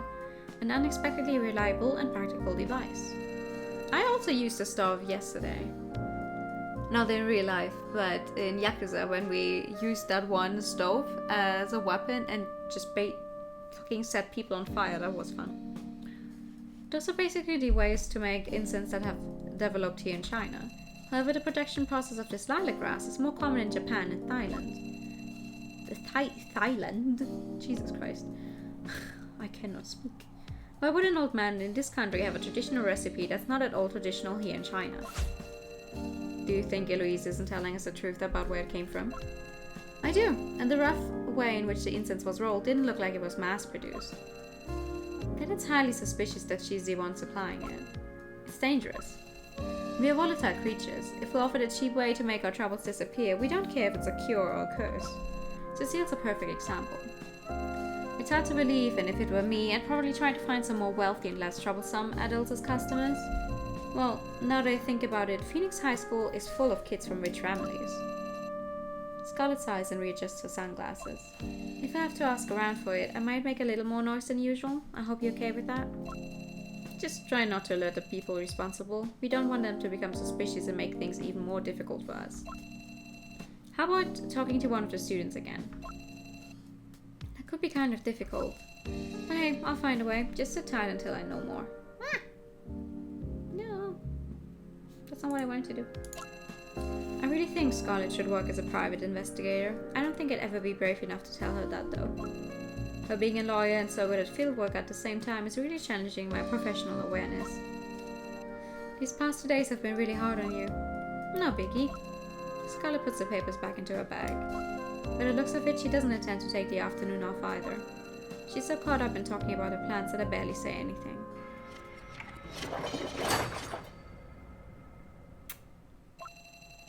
Sometimes effort and result aren't in proportion. I look up at the ceiling and try to rest my weary eyes for a while. Reading always requires time, the more complicated books obviously taking longer to finish. The books dropped off by the mysterious stranger aren't entertaining and don't make for good reading material. Sometimes the writing style is obscure, sometimes important references or even huge chunks of a chapter are missing. In a couple of cases, I can't even make out what the texts are about because they break seemingly every rule of basic language. For professional reasons, I have had exchanges with various experts and archaeological scholars in the past. For people like us, piecing together and trying to understand confusing ancient books is nothing new. I dare say we even enjoy the process. Old-fashioned, elaborate phrases have accompanied me for most of my life. The pain in my mind doesn't really have anything to do with them. My brain instinctively refuses to read anything more, just like a child covering its ears to escape a ghost story. It doesn't make any sense, so I'm especially reluctant to give up too easily. If I put them on the market, I'm afraid that would cause a lot of turmoil. The mysterious man hasn't done anything wrong so far, but there's something off about him, always speaking in riddles. It's no good. My head will explode if I keep on reading. Looks like you stumbled upon something that has piqued your interest. Piqued? Piqued your interest? What? The guy with the poker face is already standing at the work desk. With all due respect, the security measures here are far from perfect. You should be careful. Oh, just let them come. I don't mind sharing these books with anybody. So what are you up to today? I just happened to pass by. I told you quite clearly I'd visit again at an appropriate time. You seem to want to check up on the sales. Sadly, none of the copies you brought were sold. That's only half the truth, of course. I won't allow those books out of my sight. They are somewhere in the most obscure corner of the shelf, accompanied by the most massive and tedious dictionaries I know. Really? What a pity. People only turn their heads to enjoy cliches, or the things of true value are right in front of them. It's one of the great tragedies of this era. Reading cheap novels is much more entertaining than reading your books. You may not believe it, but they were cheap indeed. Ah, I thought there'd be a more interesting backstory to them. After all, none but the most eccentric collectors would hold on to these. That may be true, but their son didn't see it that way. Made a bet trying to impress the ladies. Kids will be kids. Children from a family of scholars are no exception. It's better to learn how to cope with losses early on in life. The kid should be thankful that they taught him that lesson before he was let loose on society. Why disguise it as a bet to teach someone a lesson? Why not just be a little more honest? Insolent boy, the slave of fashion basking in your glory. Arrogant fool, this brave young soother sharing my triumph. You mean ignorant fool. I didn't know you were familiar with musicals. Once you've been around long enough, there are always a few quotes that just stick with you. What about you? Do you enjoy the theater? Yes! Actually, I do. Would love to go see a musical again sometime. I haven't watched a play in a long time, never really developed the habit of watching them. The last time was probably in school, apart from writing and editing short stories myself. Drama. I like a good drama. Stage plays are my favorite. The actors value the mask so very much. Before they step on stage, they carefully take the mask out of its wooden box and hold it in front of their face. It's as if they whisper to the mask that they're about to become one. He raises his hands as he talks, highly engaged in the subject matter. Abandon your own self, fully inherit the spirit of the role, and start to become your own. It's a respectable profession, isn't it? The mysterious visitor flashes me a strange smile. I don't have time to indulge him right now. I should move the conversation forward as soon as possible.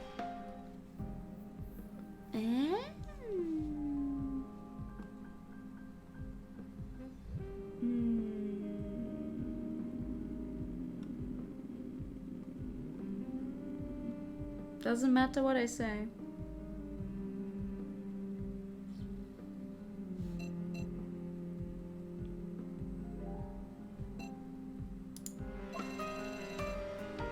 That's not what you came to talk to me about today. You can just be straightforward for a change. I didn't mean to cause you any concern. I just came here to remind you of what you have to do. Now that we are in business, I need to confirm that you're doing your duty. There's not much I can say to that, is there? I agree. I see you have no intention of giving up. At least my visit enabled me to confirm that. He rearranges his collar and meets my gaze under the brim of his hat. I have some personal business to attend to, so I'll be leaving now. Please treat the books properly. That's all I can do. In spite of those words, the uninvited visitor never even glanced at what was actually on offer in the shop. He leaves after making such a meaningful statement. The sound of his leather shoes soon disappears behind the door. An unsettling premonition begins to rise in my heart.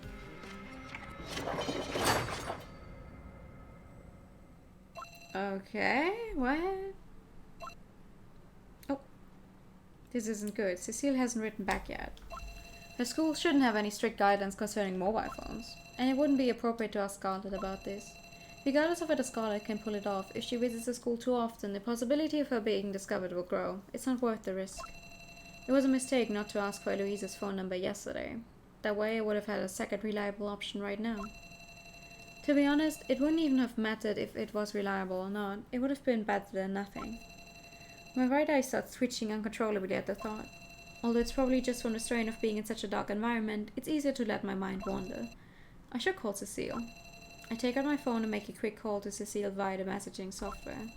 Young people seem to be more used to that than to properly dialing a number. If I remember correctly, the other person will receive a call request and then... Huh? Ringtone. If this is a coincidence, I'll eat my phone. I walk towards the door to confirm my suspicion. Eloise and Cecile are standing in front of the door, not saying a word. They're holding hands and look rather disheveled as they walk towards me, one slow step at a time. What the fuck happened to them? It looks as if Eloise is guiding Cecile along, but she looks just as unstable on her feet and seems like she might fall at any moment. Neither of them bows their head in greeting. Instead, their eyes are staring right at me, the only part of their bodies that seems steady. Even so, I don't feel watched. Their eyes are simply fixed on me, as if observing something that has nothing to do with them. They're just staring at something that happens to be me. Seeing the empty gazes, I suddenly realize a terrible fact. Eloise and Cecile aren't even in this world at all. Oh. What? Eloise turns her head slightly and makes a strange sound. She's talking. Common sense forces me to understand that. Even if a human manages to make such a sound, the sound of two glass shards rubbing against each other can hardly be called a word. The sound of two glass shards, okay. Cecile doesn't respond at first. The corners of her mouth just keep twitching. I can still hear the ringtone from her phone. Shit. God knows how long to me waiting at the door, just standing there. I'm afraid that even the most indifferent of neighbors might have called the police. It's a miracle that they were able to walk all the way here at all. It's as if the whole world has forgotten about the two of them. Before I can think about it any further, I grab both of them by the arm and drag them into the store. The ominous premonition that has been lingering in my mind since this morning has turned into a terrible situation that I'm experiencing firsthand. The cramped space seems to have a strange effect. Despite the fact that there are now 3 people in this tight space, I can hear our heartbeats. Things aren't going well, but somehow I'm beginning to calm down. I pick up Cecile's arm and gently tap her upper arm near the elbow. The motion causes her to curl her arm suddenly. At least her reflexes are still there, so simple, straightforward body functions don't seem to be affected, at least not yet. When you think about it, people sometimes walk automatically, even if you're dragging them along. Maybe that's how Eloise pulls Cecile in front of the store little by little. I try snapping my fingers in front of their eyes, and they redirect their gaze, but that's the only response. Needless to say, they are clearly subdued. Their physical state is very similar to the effect of incense that Cecile once described to me. Even if I don't want to speculate in this direction, reality doesn't leave me much of a choice. So the situation isn't completely desperate yet. Hi room, good evening! As long as I can transfer information to them, I can try to evoke some kind of response. I've had to deal with a lot of stuff in my life. Before I knew it, I was pretty experienced in terms of psychological analysis. This may prove to be a complete failure since the source of the symptoms stems from something other than this world. The chances of a blind cat running into a dead rat would actually be higher. Thank you for the short hair reading. How are you doing? I get up and close the door, settle the girls face to face in a chair and hold up our hands. As mentioned before, holding hands is the most straightforward way to create a connection. If only there were a psychologist here right now. I can only hope that my superficial knowledge of this will work. Eloise, Cecile, take a deep breath. You can see a beam of light in front of you. This isn't a magic formula. The people who taught me these crude hypnosis techniques said that the process itself doesn't really matter. The key to success is to create an environment in which people are willing to listen and accept. Not only is it risky, it's not even safe. As a rule, one needs to feel confident and secure. Although friendships can support people through hardships, they can also be toxic. If they have any hard feelings against each other hidden in their hearts, then touching each other's hands will only be counterproductive. I'm taking a leap of faith here. Now, on the count of 3, you will feel the burden disappear completely. 1, 2, 3. The tension in the air begins to ease up. Something odd seems to fly over my head into the room. Don't look at me. Elise closes her eyes and mumbles something, but her breathing soon sounds smoother and stronger now. Sister, I'm sorry. For some reason, Cecile looks at Eloise apologetically and squeezes her hand tightly. After a long moment, the girl turns her head, an unreadable expression on her face. I'm back again, Mr. Store Manager. Welcome. Although the store is closed right now. I can't even remember the last time I wanted a cigarette this badly.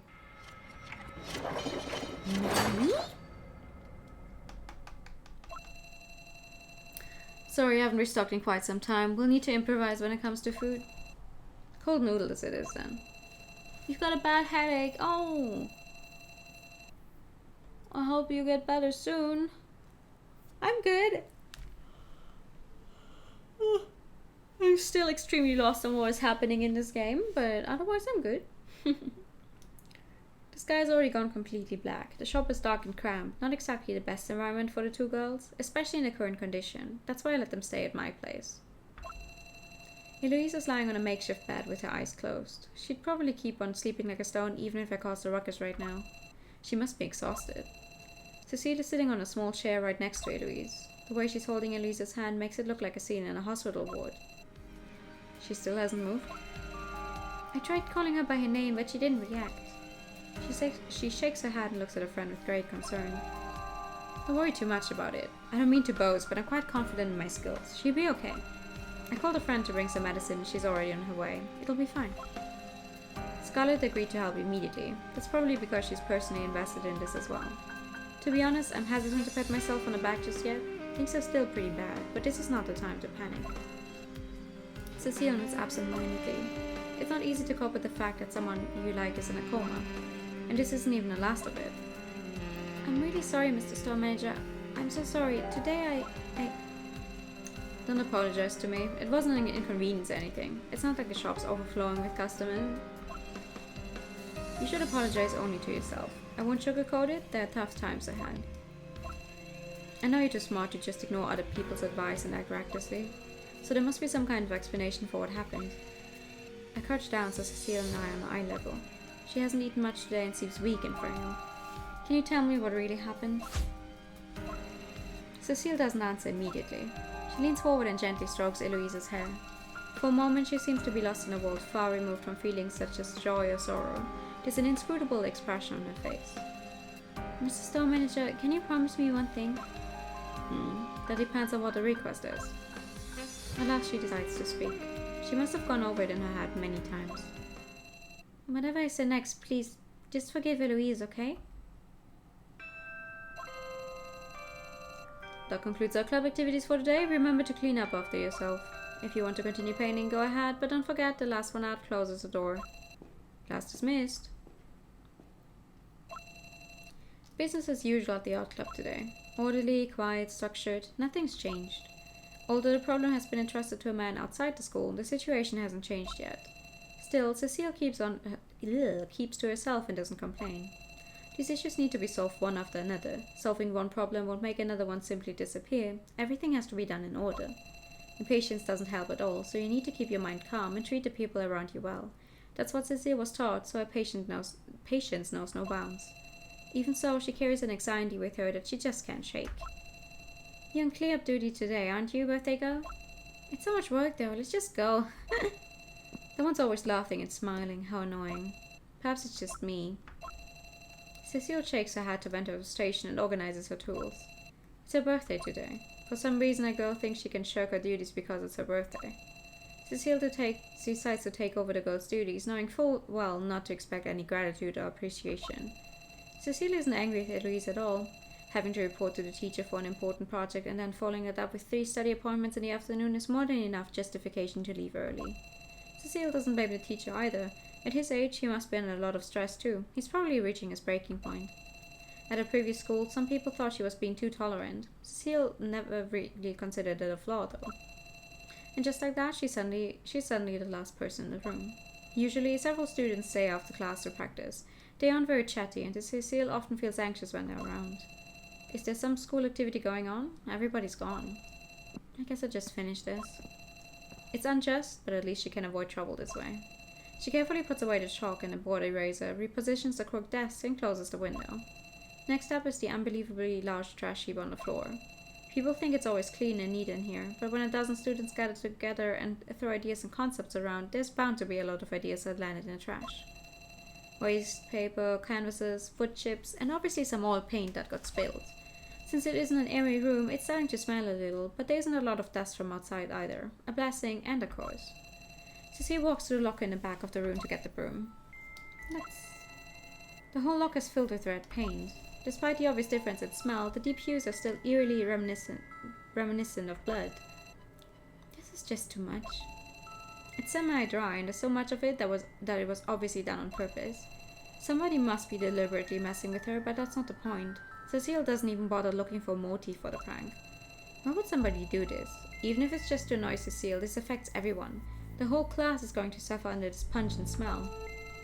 Thinking about the others, Cecile grabs a few mops and rags and begins scrubbing the inside of the locker. She could just refuse to do it and leave. She's not on duty today. No, I don't want to put any more pressure on Eloise. Who knows what type of pranks they will come up with if she decides to show signs of resistance. She doesn't want Eloise to worry about her any more than she already does. This won't end well. Cecile is smart enough to know that, but there's no way out of this right now. Before joining the club, Cecile just wanted to find a place where she belongs. Even in the current situation, she doesn't want to let that go. Even the upper corners of the locker are full of paint. She has to hurry up, otherwise it'll be impossible to get these stains out. Cecile shuffles around, doing her best to clean up the mess. Then suddenly a hand shoves her into the locker. What? She's stuck inside the locker. Acting on instinct, there's only one reaction that makes sense to her. She kicks hard against the door from the inside. It's no use, something's blocking the door. This is more than just a harmless prank. Who's out there?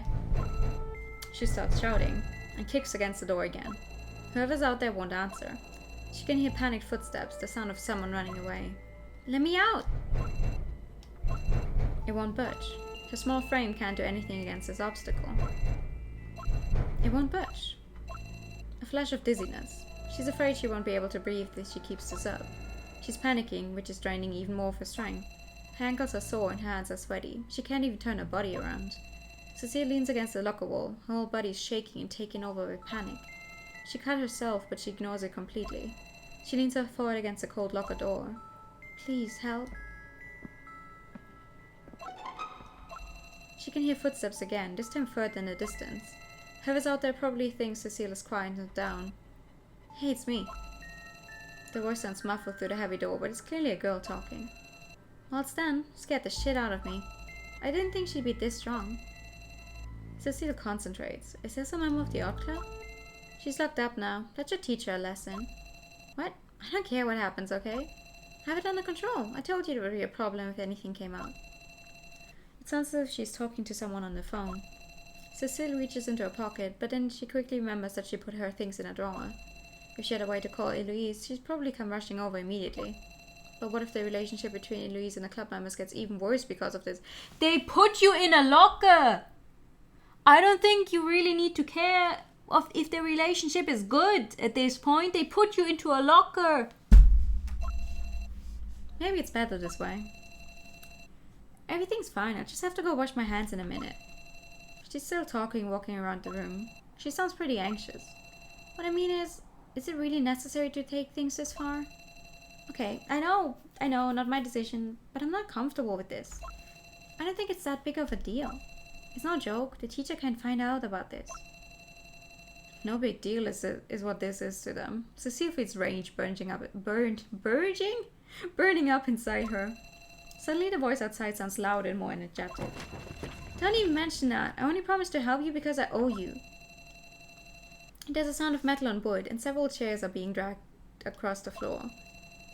What if the representative finds out, huh? Don't keep pushing me. The voice is filled with anger. Cecile expects a sudden outburst to happen at any moment, but it doesn't. There's a sound of chairs being dragged around again, and then there's an abrupt silence. No, I didn't mean that. Hey, don't be like that. I'm sorry, okay? Don't tell the teacher. Okay, I promise. It's just a little excessive. Her pace quickens all of a sudden, and then the sound fades away. Whoever she is, she's left the classroom. Although it was interesting to listen in on them, it isn't really helpful in this situation. The adrenaline that was rushing through Cecile is fading away, and she's left with nothing but an intense feeling of exhaustion. She needs to calm down and think of a way out of here. Cecile sighs hopelessly, surrounded by inky blackness. There's no way for her to get out of here, so she'd better save her strength. Even though no other meetings are scheduled in here today, somebody will come looking for her if she's missing for too long, right? That's about her only ray of hope right now, that some class member who probably doesn't care about any of this will notice. She needs to do this without Eloise's help. She can't drag her into this no matter what. This is probably going to take a while, locked up in this dark, cramped space. Wait a minute. Just now Cecile realizes that her body feels weird somehow. This is just a regular locker. The door shouldn't be strong enough to keep a person locked out.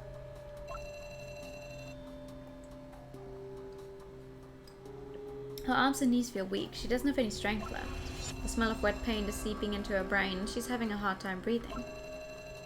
Her bursts of breath are getting shorter every time she inhales. The endless darkness makes everything so much worse.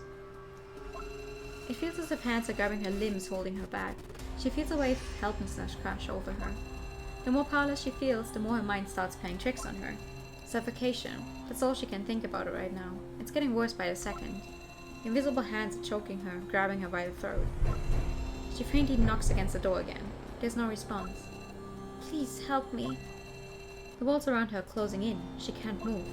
They're coming closer and closer, like a coffin wrapping itself around her body. Coffin. That's the word in her mind that pushes her over the edge. She's trembling. Pearls of cold sweat dripping from her pale, panicked face. Dark, dark, dark. The endless darkness opens its huge jaws. Those things are nearby. They're everywhere, crawling over Cecile's legs, whispering in her ears. Her body's completely paralyzed and refuses to move so much as an inch. Dark, dark, dark. Okay, I'm not going to read dark that many times. Okay. Words fail her and the darkness swallows her whole. Hey, pull yourself together. Cecile is panting and her eyes are wide open. She's covered from head to toe in cold sweat and grabs Eloise's hand without even noticing it. She clutches it so tightly that it almost turns blue. She looks down at the pale hand and quickly loosens her grip. I'm sorry. It's a good thing her hand brought you back to consciousness. On a side note, Cecile always seemed a little nervous in a bookstore. If she's claustrophobic, that would explain it. And from that point on, you weren't really conscious of what you were doing? It felt weird, different somehow, but I really can't remember what happened. I only remember that it was very dark and narrow, so narrow that I couldn't breathe. Although I've always been afraid of enclosed spaces, I've never ever felt such intense fear before. I tried to open the door, but it wouldn't budge. The uncertainty of when or if I was getting out was horrible. Next thing I know, Eloise rescued me. Hello? Anybody? The all-encompassing fog slowly disappears and her field of vision clears up. She can hear the faint sound of music coming from somewhere. It seems almost unreal. What time is it? It feels as if a whole century has passed. Cecile has lost all track of time as she opens her eyes. Then she finally recognizes the faint voice coming from outside. Are you awake? Eloise looks sad and worried. Eloise, what's going on? If I hadn't tried to contact you, I would have never known you were... Eloise sounds worried and angry at the same time. Although she's doing her best to restrain herself, Cecile can still feel rage burning inside of her, directed at whoever did this. Cecile can't help but think that this could be a chance to lay everything bare, a chance to avoid trouble like this from now on. But no. It doesn't matter, Eloise. It was just a silly little prank. It was just a silly little prank. They just put you into a closed space with a bunch of not fully dried paint. You know that oil paint has fumes, right? I don't think you should be inhaling those in a closed space for a prolonged amount of time. She raises her hand and touches Eloise's face. Sure enough, there's a cut on her left hand. The sticky blood running over her palm is confirmation enough. The windows are covered in a red hue as the sun sets majestically over the mountains into the distance. In the distance. Everything is okay now. Eloise is here. Even though the shock is still fresh in her mind, Cecile has never felt so at peace before. So at peace. An all too familiar smell drifts through the room. Eloise, when did you... Do you mean the incense? You were twitching when you were unconscious. It seemed as if you were going through something horrible. So I thought some incense might calm you down. Eloise seems completely out of it. She's holding some incense in her hand. No wonder Cecile's body felt weak and floaty. Being exposed to the incense leads to a dulling of the senses and makes you lose your bodily awareness. Cecile feels bad. She hasn't forgotten her promise to the store manager and the advice he gave her. The hallucinations of the last 10 days have been horrible. All the more reason to take a step back and be more careful. Eloise, maybe we shouldn't... She tries to sit up, but her body's too weak and she isn't in control of her limbs. Eloise takes Cecile's hand and pulls her into a hug. A warm darkness shrouds Cecile's vision, and Eloise's steady heartbeat feels like a lighthouse beacon guiding her. Don't worry, this is all you need right now. But incense does calm her down, that much is true, and right now it is helping Cecile get her rapidly beating heart and irregular breathing under control. However, Eloise's words sound strange, almost slurred somehow. Are you worried about seeing those things? The question rattles Cecile. She hasn't really talked to Eloise about those things before. How did she know? For some reason, Eloise smiles, but he looks almost melancholic. I've seen these things before, you know, those phantoms.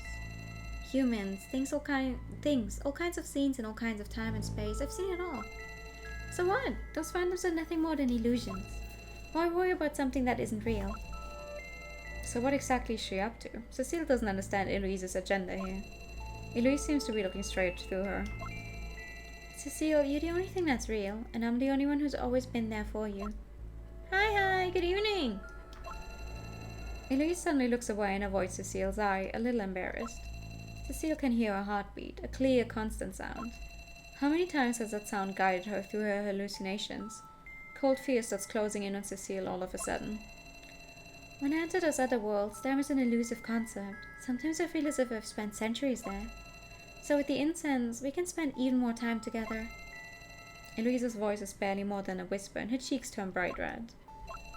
Cecile knows exactly what that feels like. Eloise knows it too, yet she lied about it to the others. Cecile isn't sure what the true meaning behind Eloise's words is, but they comfort her and give her a sense of relief. Her vision begins to blur again, and there's a familiar ringing in her ears. Something more than warmth is rising up inside of her. Eloise opens her bags and pulls out several sticks of incense. She lines up the sticks on a table in front of them. Hey, wait a minute. You know, I've never been as good as you. I've had countless opportunities to make the art club a better place, but I was never successful. But you're different. The way in which you stay persistent inspires me. I don't think I could ever sit in the same room with people who treat me like that. I envy you so much. How do you do it? What were you like in the past? I've always been curious, and the incense satisfies the curiosity. How are you? I'm good. I'm horribly confused on what is going on here. But other than that, I'm good. I hope you are as well. That's right, Cecile. I've seen your past. Eloise keeps talking about dangerous, unnatural things. Most of all, I see your persistence, but it isn't enough. The small glimpses aren't enough. I want to know more. Even if you see a lot of strange, inexplicable things, short bursts of pain are better than prolonged pain. No matter how long it takes, we should get to know each other better. Cecile desperately tries to open her eyes, but it's futile. Her eyelids are too heavy. Her body has no energy left, and a wave of weariness sweeps over her. In a strange way, it feels comforting. Is this really who Eloise is? Really what she thinks? How peculiar. Cecile feels sorry for letting the store manager down, but all she can do is apologize to him later. Then Cecile's mouth moves of its own accord. With you here, it's not so bad. For a short moment, Eloise's eyes flicker open. She soon regains her composure, although she can't hide her smile. I understand. Thank you, Cecile. Even after the statement, Cecile finds it difficult to meet Eloise's inscrutable gaze. The lilac grass is emitting soft wisps of smoke. They're so faint that you can hardly tell if it's actually burning. However, everything is starting to look very different after inhaling it for just a few minutes.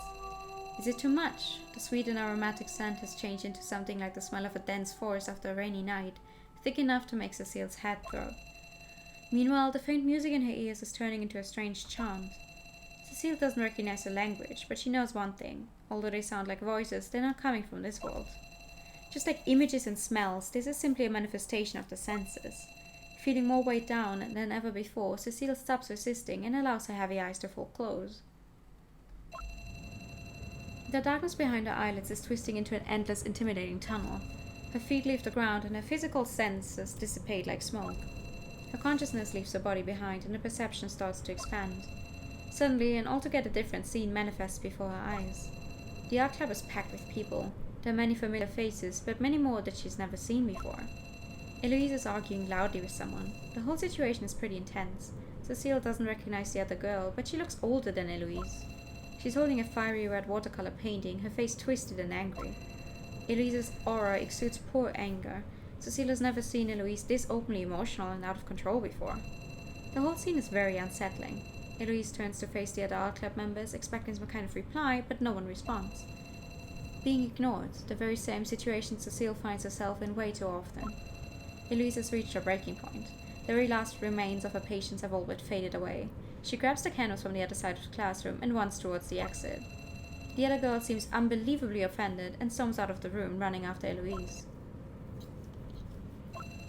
The door opens and everything freezes, and then hundreds of hallucinations closing in all at once.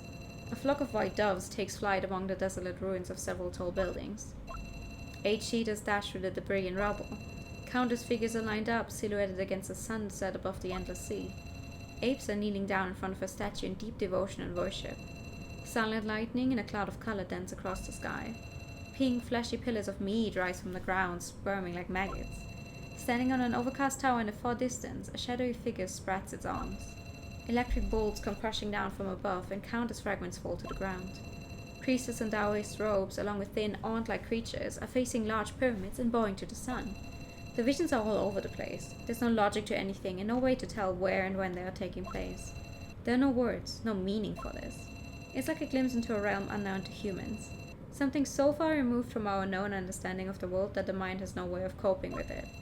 Scarlet is there with Eloise now, but the images are fading in and out of focus, like waves breaking on the beach, only to retreat back into the ocean soon after. Suddenly everything is green. Strong ferns spread across a valley, a completely different scene. She's having the worst trip of her life, that's what this is. Ignoring everything supernatural about this game, this is just the worst fucking trip you could possibly have. A bed of leaves is spread across the ground. Giant creatures covered in feathers and scales slowly stride past on elongated legs. Every so often they emit deep, muffled hums. There's no sign that humans ever existed.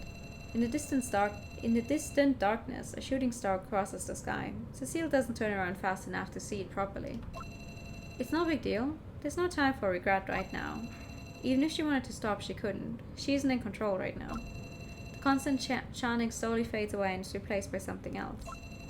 The indescribable spectacle unfolds mercilessly before Cecile's eyes. What did you say was the last thing you saw? I just need Cecile to confirm it again. The answer, probably. She looks out of the window and responds flatly. The look on her face indicates that she understood the question, but that she doesn't know how to phrase the answer properly. I saw many things, all kinds of things. There was nothing solid there, no clear picture. Yet it was everything I could ever imagine. It was 1,000 miles away, yet still right in front of me. There was no aura surrounding it, no color, just existence itself in all its possible forms. Why call it the answer? I don't know. From the first moment I saw it, that's the only word I could find to describe it. Mr. Store Manager, are you familiar with the Mobius loop? It's a very popular concept in a branch of mathematics called topology. It only has one side and one boundary curve. There's actually one without a boundary called a Klein bottle. It's a non-orientable surface which can exist within a three-dimensional world. Looks like my math class wasn't a complete waste of time after all. But I saw my hallucination was even more chaotic. It was unreal. I couldn't make out its shape however long I looked at it. It was something foreign, something that doesn't follow our world's geometric rules. Every part of it was connected to every place that could possibly exist, completely independent of each other. I don't know how to describe it, it's impossible. Lights, rules, shapes, cause and effect, nothing compares to it, not in this world. Straight lines aren't straight and ends don't line up with beginnings. It's like a complex web full of meaningful elements, and from any point in it you can get to where you want to be. The answer, I suppose. I don't quite get why you picked that word to describe it. That wasn't my decision. It was there long before I ever found out about it. Cecile raises her hands hopelessly, still trying to explain it. It's the beginning and the end. It's around me and within me at the same time. It's where time was born and where time will be laid to rest. I feel like all knowledge is there, the meaning of everything, but even that's just the tip of the iceberg. Like the Taoist concept? Saying it like that would limit it, but yes, kind of. All things are one. I'm reminded of that phrase. It seems like a fitting way to describe this answer. So you saw this answer and then something changed? Cecile shakes her head. It left me breathless, that much I know, but in a strange way. It was too confusing to be scary. There's so much that I simply don't understand about it. The thing is, the moment I saw it, I think I became a target. She sounds deeply depressed and can't keep the fear out of her voice. A pair of piercing blue eyes was watching me from the sidelines, but because I was focused on everything else, they weren't that conspicuous. And I was not the only one there. When that thought hit me, it had already been staring at me for quite a while. Wherever I looked, its gaze followed me. Every time I glanced at it, my body felt like it was turning to ice. There was a brief moment in which our eyes locked. I saw a reflection in its eyes and it showed me the end of everything. Torn, cut, rotten, bloodied, impaled, burned, crushed, drowned. Nothing but death. I didn't know what to do, but it seemed like I was going to reach that ending someday. Cecile wraps her arms around herself and I realize that her whole back is covered in sweat. Mr. Store Manager, it's so horrible. If it catches up with us, it will devour us. That's when everything began falling apart. Blinding light came crashing down, brighter than 1,000 stars exploding. One could say that I was submerged in a lake of hallucinations, and something pulled me up. I could feel those eyes on me, following my every move, even with my back turned to them. I still felt their presence as I moved further away.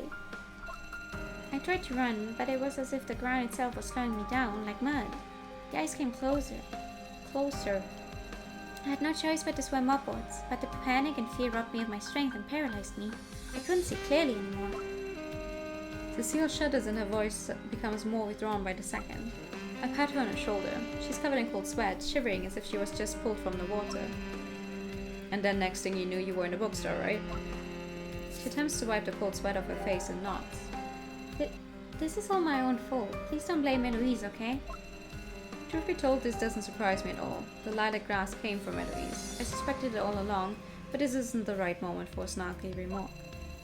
Still, this raises a lot of questions. The petrified on her arm backs up her story. Without Eloise's quick assessment of the situation, Cecile might still be stuck in that locker. For someone suffering from such severe claustrophobia, it's no laughing matter. The situation in the real world is bad enough for Cecile, and these hallucinations are even more worrying. Where the hell did those eyes come from? What could be haunting a person trapped in such a strange fantasy? Usually trying to discuss any scenarios that someone experienced under the influence of hallucinogenic drugs is pretty ridiculous. It never makes much sense, but Cecile's situation isn't comparable to them. Since her illusion can be traced back to reality, it is important to take into account the fact that something that appears in the illusion may have practical meaning. Either way, we need to find out where the incense came from. No matter how miraculous and strange her encounters are, there's always an environmental basis for their existence. Mountains, grasslands, she sees actual biomes, so at least there's some twisted logic to it. The incense effects are now more obvious than before. I've always wanted to identify the history of the incense, but the clinical symptoms were a mystery to me, and there was only a limited amount of information available. However, the situation has changed drastically. As for information, the strange guy who keeps delivering books has also kindly prepared some for me. Whatever his ulterior motive is, this is proof that the book's of real value. It should be possible to find some records related to the things Cecile described. Although ancient techniques may have changed throughout the years, their functionality and purpose haven't. First, we should find out what this incense is all about. Okay. Cecile finally confessed why she had the dream. Where exactly does the incense that causes this mysterious experience come from?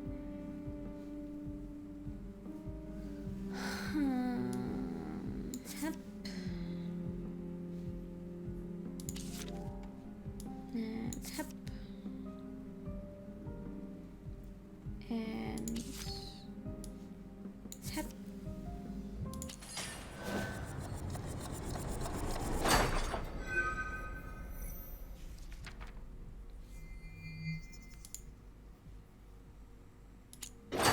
I'm not reading those out loud because these topic thingies do not make any sense on what they're trying to actually tell us. It's like, I have no clue how you're supposed to get these options as the correct ones. But they are the correct ones, so we're just using them.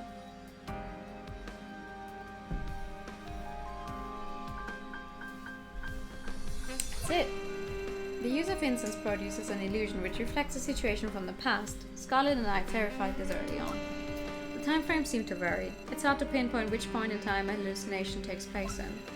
Moreover, Cecile talked about the incense's calming effect, yet it also seems to cause panic and anxiety at times.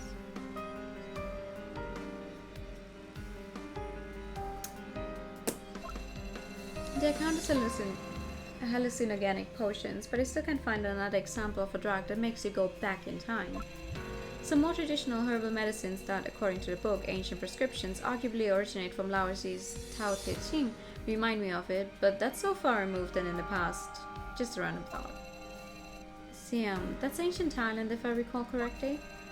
As a country where religious culture prevails, Thailand has a rich national heritage. Traditional incense, burned in a more liquid form, being charged into incense powder over the course of many years sounds plausible. Cecile, have you ever read the Tao Te Ching?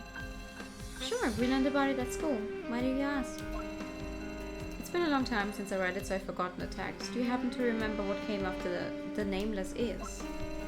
Well, the Nameless is the beginning of heaven and earth. The Named is the mother of all things. That's about the gist of it. This passage is often mentioned together with the phrase, the name that can be told is not the eternal name. The Tao is an elusive concept describing a way. If you look at it from a different angle, it could be understood as the discovery of an indescribable answer found in the midst of confusing visions. That instance you and Eloise used, it reminds me of something I once read about Laozi during my travels. Wait, what? Taoists were highly respected for their herbal medicine, potions, teas, elixirs, incense. Even the emperors of old employed their services. The knowledge faded away somewhat over time, and nowadays it is a rare remnant of the past. In the beginning, due to the low dosage, the incense was only used to spiritually go back in time. You and Eloise obviously used too high a dose, but the general idea of what the incense could be used for lies underneath. I see. So you're saying, although you gave the description intuitively, you were recalling ancient concepts. As you said, the answer is the way. Cecile's eyes widened. Even though it sounds messy and confusing, Cecile seems to understand the general idea of what I'm saying. After all, Cecile described the journey in great detail. I think there may be some correlation between her experience and the spiritual realm. Incense serves to let people experience the past spiritually. If you go back in time too far, you leave the past of human civilization behind, and eventually Earth itself. Now, if you go so far back in time that we reach the end of time, what do we see? If time itself comes to an end, the way in which we perceive time and space together may no longer match. That's a possibility, right? She sits there in silence. Finally, she gives a small nod.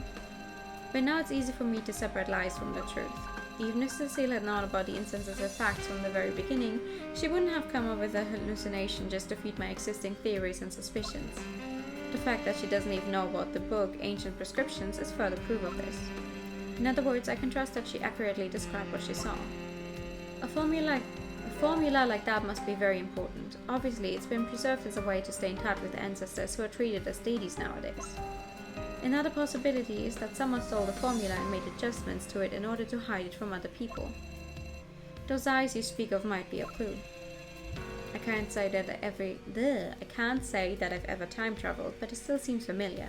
I've seen something similar somewhere. We could be closer to an answer than we think. Could we?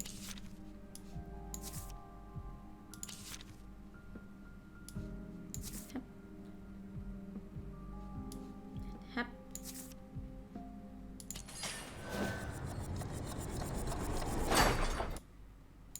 Chung chung chung.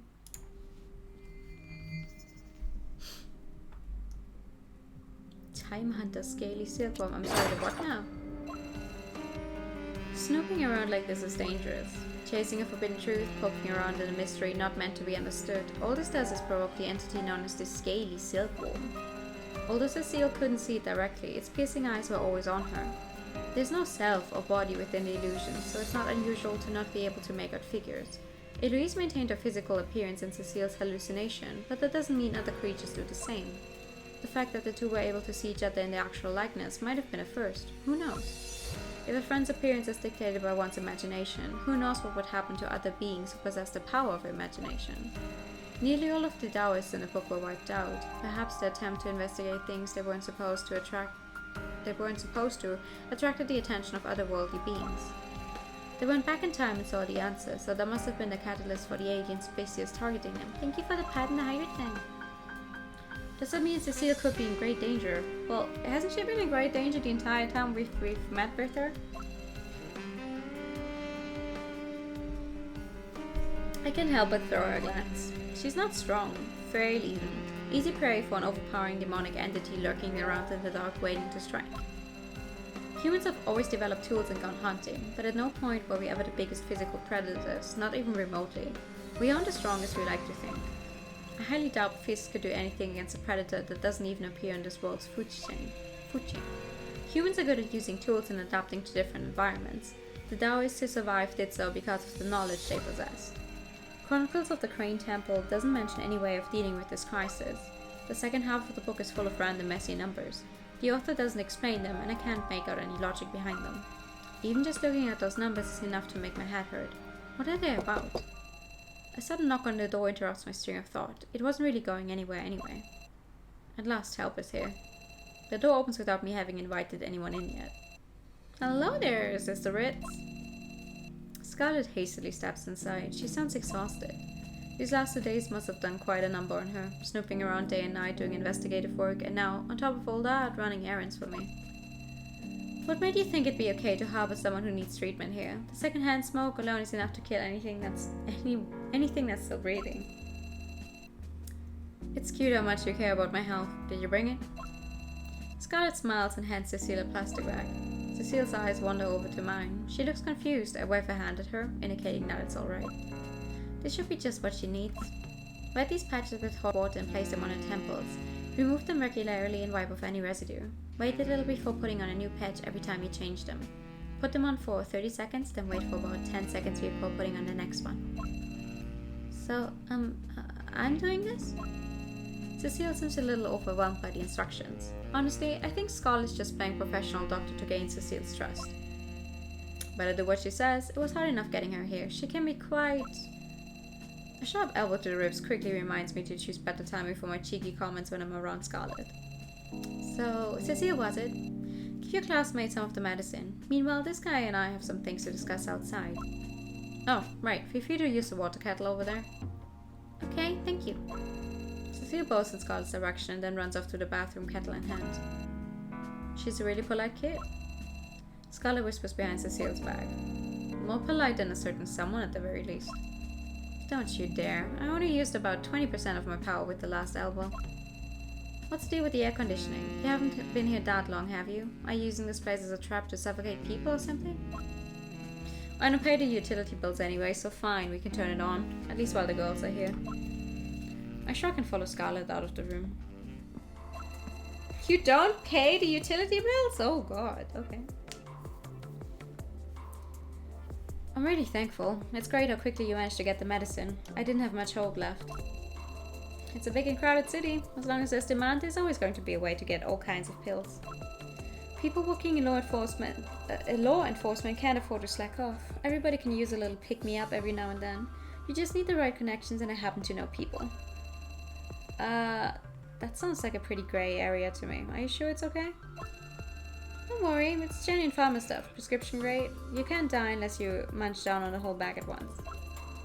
I'll take your word for it. You didn't just drag me out here to get some fresh air, did you? Scarlett leans against the railing, and there's a long moment of silence before she speaks. It looks like those two girls are very close, right? Yes. Then I want you to carefully consider whether you tell Cecile what I'm about to tell you. Oh, did you find out something new? Yes, and I'm worried about Cecile's reaction to it. I can't help but admire Scarlett for this. She must have been working non-stop. Scarlett lets out a deep sigh. After reporting my findings to you, I went to the Young Artists Association. With all those documents, it wasn't hard to make up a reason to be there. And guess what? The association was never encouraging or promoting this thing. They actually find it troublesome themselves and would have wanted to put things to rest quietly. So it's basically candy.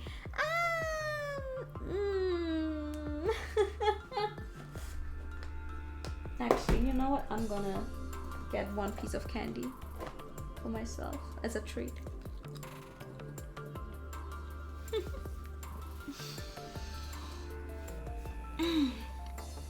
So how did it end up becoming a back and forth of paperwork warfare? Scarlett shakes her head in disbelief. Because Eloise appeared at the doorstep and made them promise to thoroughly investigate the matter. She went there carrying a painting as well as a tape recorder. The director said that Eloise politely asked him for advice on how to handle a complaint. No matter what he tried to say, she remained persistent and wouldn't give up.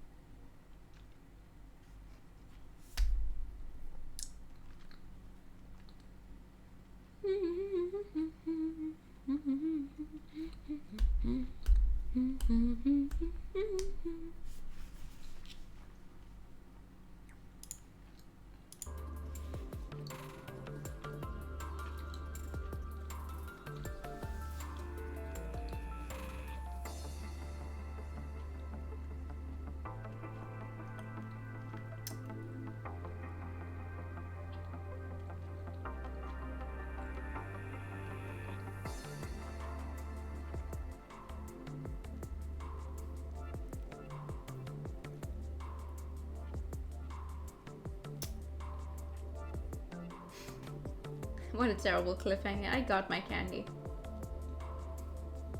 Maybe that's why the stream died. Stream was like, whoa, you're getting some candy? How dare you?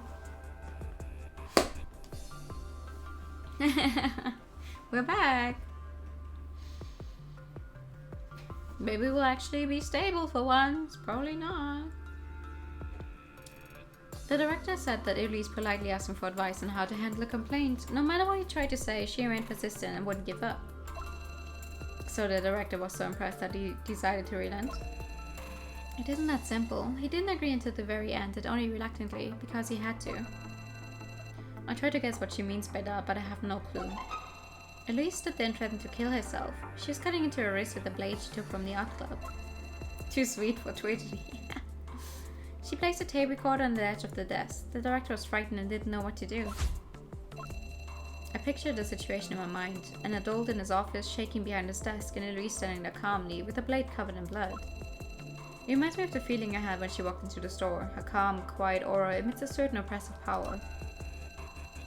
A horrible thought, isn't it? An unassuming girl enters the office and suddenly that happens. Nobody will help me. This is the only way I get any justice from you. That's what she said to the director while holding up her bleeding arm. No wonder he agreed. Her choice of words is interesting, isn't it? With this kind of pressure on them, the school and the cheaters' parents will have had to work together to find a solution. Personally, I think the situation is even more complicated. At least that's how it seems to me since I talked to those two students. Anyway, that's what happened. Have you checked with the association to see if they made a final decision? I mean, nothing about Lily is directly related to them. Since the high-ups have no intention of admitting anything, the association can do nothing more than apply pressure and protest. So, saving face before the other schools is more important than actual justice.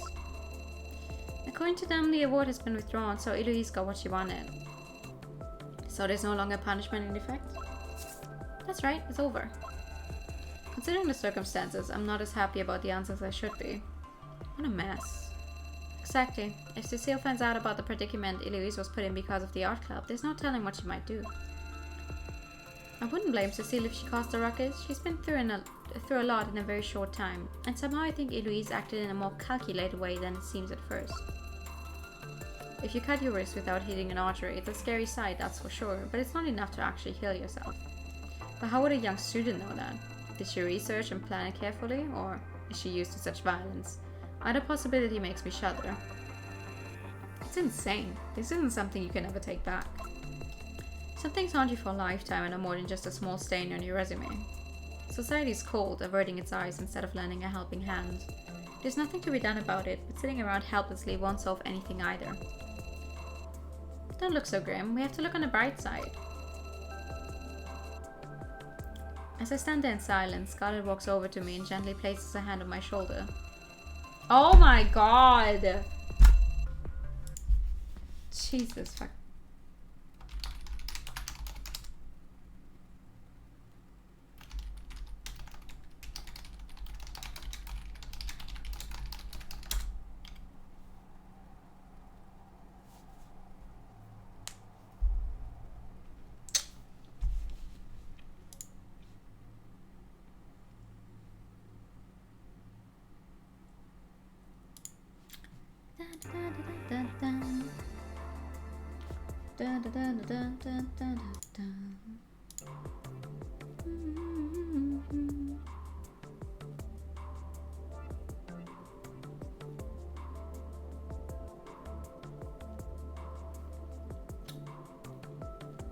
It's like 10 minutes, maybe 20 minutes that we have left of this chapter. It cannot be that long. We're literally getting to the end of the chapter.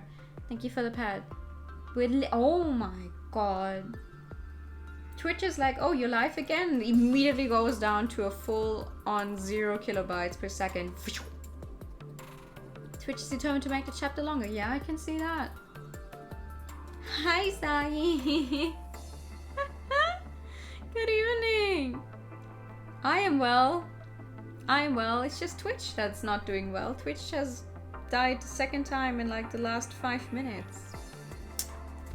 But other than that, we're good. I hope you're good as well. I'm going to get through this chapter, I swear to God. We're gonna do it. We have like one more thing left to do. And then we should see the conclusion of this one. Twitch is twitching like it's dying. Okay. Let's try this again. Her words carry a certain weight. Whether she's working as a civil servant or as a lawyer, her daily tasks revolve around situations that originate from feelings of helplessness. This makes her words sound genuine. I straighten my collar and hesitantly begin to smoke the last cigarette I have left. I'm grateful for Scarlett and her kindness. I really am. Right now the weight of the world seems even heavier than usual. Just become a good old Let's Play on YouTube? Oh, yeah. Sometimes I really think to myself, wow, at least, you know, there's no problem there. The same way you will have problems with the live streaming, but I don't understand why. Also, yeah, I mean, I live for the live thing, right? About you guys reacting as well, and me getting to talk to you while I'm playing. It's annoying as hell here. We have to take all of this into careful consideration. Scarlett, from what we've gathered, who do you think planned that attack on Cecile? Huh? Scarlett freezes. I can't tell if it's my question or something else that prompted her reaction. Who knows? We don't have much to go on other than what Cecile can tell us, have we? I can't do a lot with such limited information. And you're right, her statement alone is insufficient evidence. But let's not act as if it's nothing at all. You know what? In cases such as these, figuring out the whole story can be even more shocking than the result. You don't have to take a door off its hinges to get past it. Finding a key that fits is enough. Cecile showed us a lock on the door. Now it's up to us to find out how to open it. Speaking of which, could it be that Cecile is more aware of the situation than she lets on, and is just afraid of confirming her suspicions? The thought makes me feel a little queasy, but the question needs to be answered either way. Who ordered the attack on Cecile? I have to find out. Did you actually contact your SP about this at some point? I did not. I did not, because I was doing well for a while again. And everything else runs just fine. It's only the connection to Twitch. Everything else works just fine. Don't say that. I'm only doing this because I owe you. After this is done, we're even. Got it? Thank you for the break bean. After this is done, we're even. I think about what Cecile told me earlier. This is very serious. It's an actual crime. Whoever ordered it must hold a lot of power over the students to make them do such a thing. Cecile is just an ordinary transfer student. Even if she's had Even if she's had problems with people in the past, it shouldn't have affected the other students like that. That would mean the person who locked her in holds no personal grudge against Cecile and was merely used as a tool. The question is, what could somebody owe a person that was serious enough to commit such a crime? Yeah, I'll try. I'll try and actually, find a way to contact them next week. It's just like this. During the day I can't really try and call them because I'm stuck at work. And then in the evening I will do other stuff and then I will forget about it. They probably have some kind of hotline that is still there in the evening as well, but I forget about it. Oh, wait. I'll write it down like super biggie. Super big on my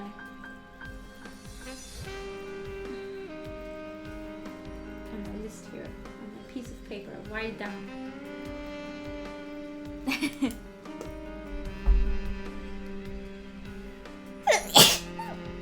Excuse me. Are you referring to the cheating incident? There were two people who took a loss. Lily, who had to leave the school to study at home, and Eloise, the real creator of the winning entry. Wait, you don't think... My mind is racing. I don't respond to Scarlett directly, trying to hold on to my train of thought instead. Thank you. I'll stick it. Lily graduated before Cecile enrolled at the school. That means everything that happened before then shouldn't have anything to do with Cecile. Lily is no longer a part of the school, meaning other students wouldn't carry out any favors for her. She wouldn't gain anything from it either. Eloise, on the other hand, nobody was on her side when a cheating incident took place. Throughout her arguments with the former student representative, people just stood by indifferently. If Eloise then had an accident in which she was injured, even people with a very thick skin would feel guilty. The very thick skin and saving face saying feels super Chinese. I have not seen these sayings anywhere aside from Chinese media that I've consumed. I mean, maybe it's an Asian thing overall, but I've literally only seen the saving face thingy in Chinese web novels that I've read and stuff. It's fascinating. In this case, just standing by and doing nothing was the same as abandoning her altogether. If I were in those students' shoes, I'd be most afraid of facing the person I turned my back on in the past. I probably couldn't even look them in the eye. It sounds harsh, but Eloise is a student representative and she has a reputation. Students might go to extreme lengths in front of her or for her. In other words, if she, as a victim, came over and asked an onlooker to do something, it would be hard for them to refuse. I know the English sayings, but I've not run into them like in the wild as much.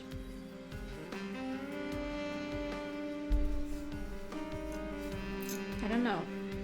Scarlett frowns and thinks about this, taking several deep breaths. She ruffles through her hair. I hate the thought of it, but I have to admit that what you're saying makes sense. Don't give me that look. I don't like this one bit more than you do. My tone is harsh. Cecile and Eloise are really close. Anyone can see that. But why? Don't ask me. My answer's clear and concise. Eloise is the person that the other students are most likely to do favors for. That's a logical conclusion. Nothing more, nothing less. Saving face I hear much less than the other stuff. As for the why behind it, I have no idea. I hope we're wrong about our assumptions. Eloise hasn't woken up yet, and there's a good chance she's going through the same ordeal that Cecile had to endure. Those demons from the illusion are still lurking around as if everything weren't enough of a mess already. To be honest, I feel sorry for having complicated the situation even more with my theories. So what's the deal? Are you going to be honest with Cecile? Scarlet leans against the railing, staring at the moon's reflection in the puddles of water at her feet. I give it a few more days at least. Right now the poor kid will probably go crazy if I told her. I look up at the sky and let all of these mixed feelings rush over me. Fair enough.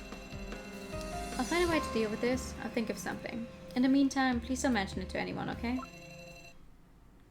Is it true? I shudder. It's the one voice I didn't want to hear at this very moment. Yet here it is. With the lights dim as they are, I can't really make out her facial expression.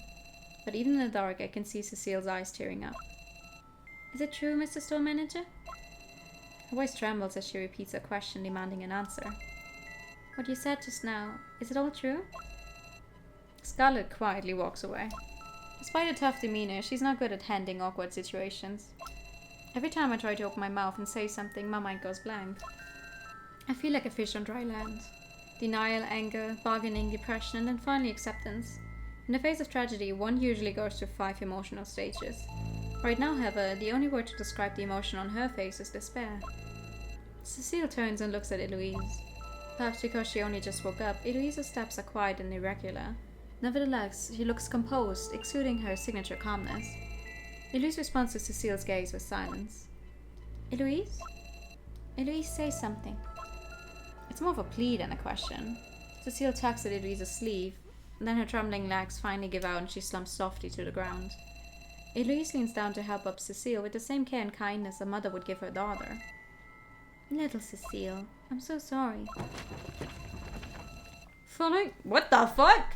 Following her apology, Eloise lets go of Cecile's hands and rushes down the stairs desperately.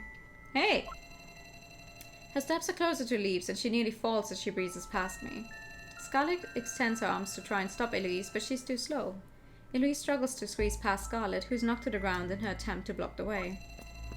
Eloise soon disappears into the night after having made her way through the door. She never once tried to argue or explain herself. Eloise! Cecile is kneeling on the ground, powerless and small. Why? How much did you overhear? Everything? Her fragility almost suffocates me. Everything, huh?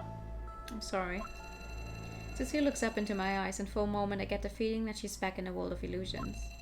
She grabs my arm in an attempt to pull herself up. She's as light as a feather, even as she puts her full body weight onto my arm. I'm so sorry, but everything's pretty obvious now. I'm happy to answer any questions I can to help. If even that was just part of Eloise's elaborate act, she's a perfect liar. Why did Eloise, who was a victim of bullying herself, come after Cecile, the innocent transfer student? I can't help but speculate about what Eloise might have been thinking. Did I do something wrong? Is it my fault? Cecile's voice is trembling. It's not the right question to be asking right now, but nobody can blame her.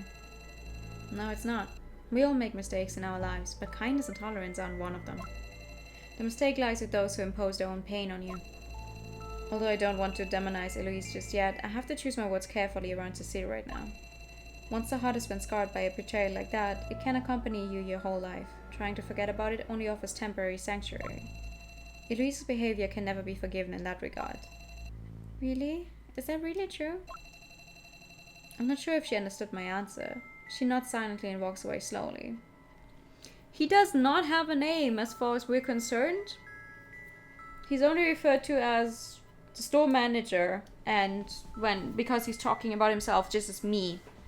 We do not have a name for him yet. Maybe he gets one later on, but so far, no. Hey, where are you going? I can't help but grab her by the shoulder. She turns around and bows to me as she always does. Thank you for taking care of me these past 2 days, Mr. Store Manager. I'm sorry to have bothered you so much. She continues to walk away after her apology. The girl resembles an empty husk more than a human right now. Cecile, you're not ready yet. Don't talk to Eloise. Not until we get her back here to explain. Okay. She doesn't bother looking back. You don't have to waste your time looking for her. It doesn't matter. Wait, even after what she did to you? Did you take it too far? Yes, we all do sometimes. Cecile speaks softly. She doesn't sound convinced, as if the words coming from her mouth are not her own. I just like painting. That's it. I wanted to make friends, so I joined the art club. There's no sense in it if I can't find a friend even there. I won't be pranked and bullied by them anymore, and they stop bothering me. That's a good thing for everyone, isn't it? Cecile is starting to sound more composed. Her tone is so calm that it almost seems as if she isn't talking about herself. She already seems to have recovered slightly from the initial shock, speaking about the situation from a more distant perspective. Scarlett won't drop the topic that easily and keeps questioning Cecile. You're just going to let it go?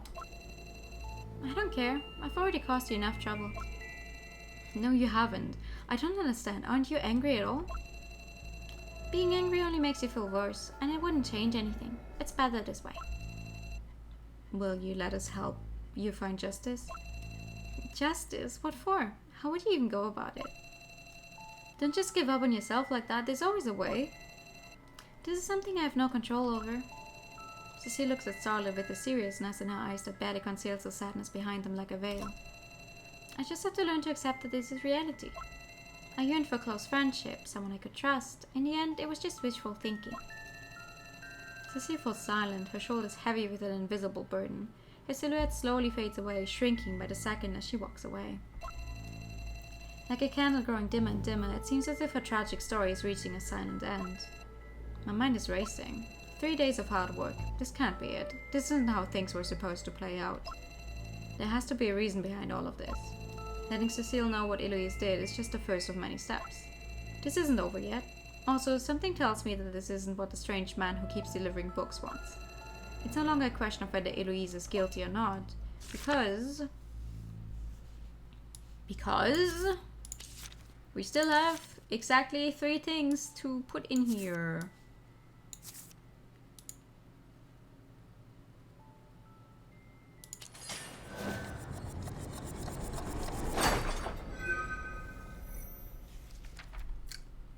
I mean, maybe he does have a name and it gets revealed later on in the game, but I obviously didn't want to spoil myself. You can't just give up now. I can't help but cry out. My words make Cecile stop in her tracks. She looks back, her hazy eyes still brimming with tears. Give up? I don't know what you're trying to say. How can you still be saying that I shouldn't give up? Because we won't have a chance to help you in the future. Cecile doesn't speak. Her eyes are red from trying to hold back more tears. Denial might be the only thing holding her together right now. I clear my throat and carefully put my thoughts into words. Many people have fallen victim to the art club's student's representative. Her family was wealthy and influential. She had the world at her feet. Obviously, she was a star at school as well. Nobody contradicted her, and the art club was her little kingdom of sorts. She was in charge. However, one person didn't play along, refusing the president's rude request. Thus, she became a target for bullying. But the girl didn't let that stop her. She went to great lengths to have the last laugh. If she could only win at the art competition, she could rub it in all the others' faces. Look at me. Despite all your efforts, I'm still a winner. So she practiced. A lot, but that wasn't enough. Her work was exceptional, but it wasn't a masterpiece yet. Natural talent was the last obstacle, for that's the one thing that cannot be learned. The others wouldn't stop their bullying, so she was ready to do whatever it takes. At some point, she discovered lilac grass. I don't care what you imagine, but that's not what I... How could it be you? Don't you think the description fits Eloise? All I do in my life is imagine things, but I've never done anything without a basis for my imagination either. Even you don't know what went on at the art club 6 months ago, do you? So half a year ago, Eloise, really? Wait a minute, you mean she... The hallucinations gave her certain liberation and enlightenment. After a taste of this utterly otherworldly experience, she succeeded in creating paintings better than any the club had ever seen before. She submitted her piece, Blossoms, in an art competition filled with pride and joy. Maybe he and everyone else forgot his name because everyone calls him so rich. Maybe! She was sure that even the best students from other schools would have nothing but admiration for her work. There's a long tear in the bottom left corner of the painting. Although attempts were made to glue it back together, if you focus on it, you can still make out the damage that's been done. The painting was dropped accidentally. It's fixed now. Just be careful not to touch it. Drop? That's too bad. The painting was sure to be placed first, but when the time came, the prize and fame didn't go to her. At some point, the artists' names had been changed. She angrily confronted the student representative, to little effect.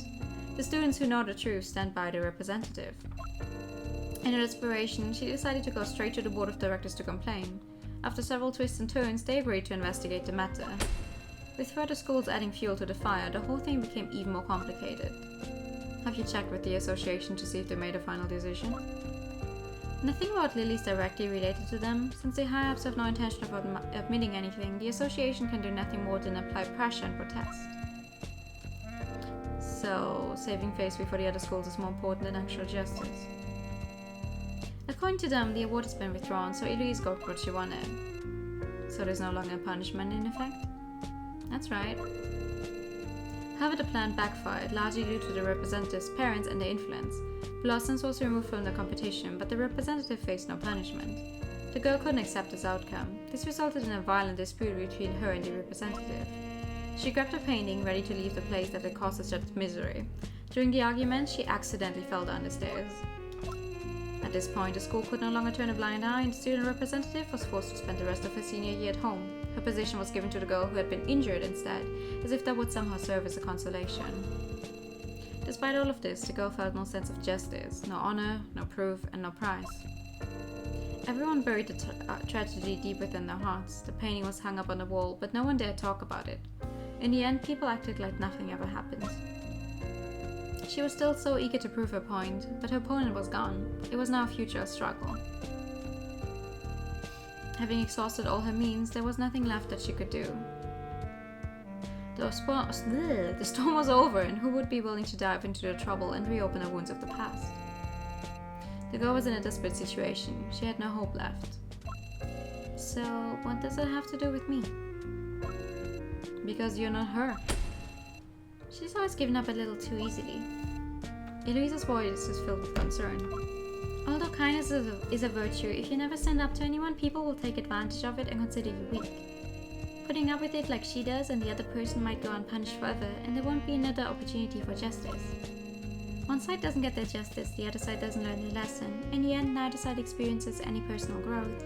I think that's the worst possible outcome. She probably sees herself in you. Although lack of skill, the potential is there. Another chance, another fire of resistance. Unfortunately for her, you're not her. You don't want to confront anybody. You just avoid confrontation whenever you can. Most people don't have good intentions. The students weren't happy that Cecile was allowed to join the club. They considered it special treatment. That's why they bully her and took advantage of her. I hurried to help her finish the chores and told her she didn't have to accept such an unreasonable request. She just shook her head and said, "It's pathetic to not clean up after yourself." Even though lilac grass can help improve your painting skills, it shouldn't be more than one of many tools. The girl was unhappy with how things turned out. She was so disgusted with the way things had ended for her that she was blinded by revenge. If you were only a step away from success, would you choose to take that step or give up?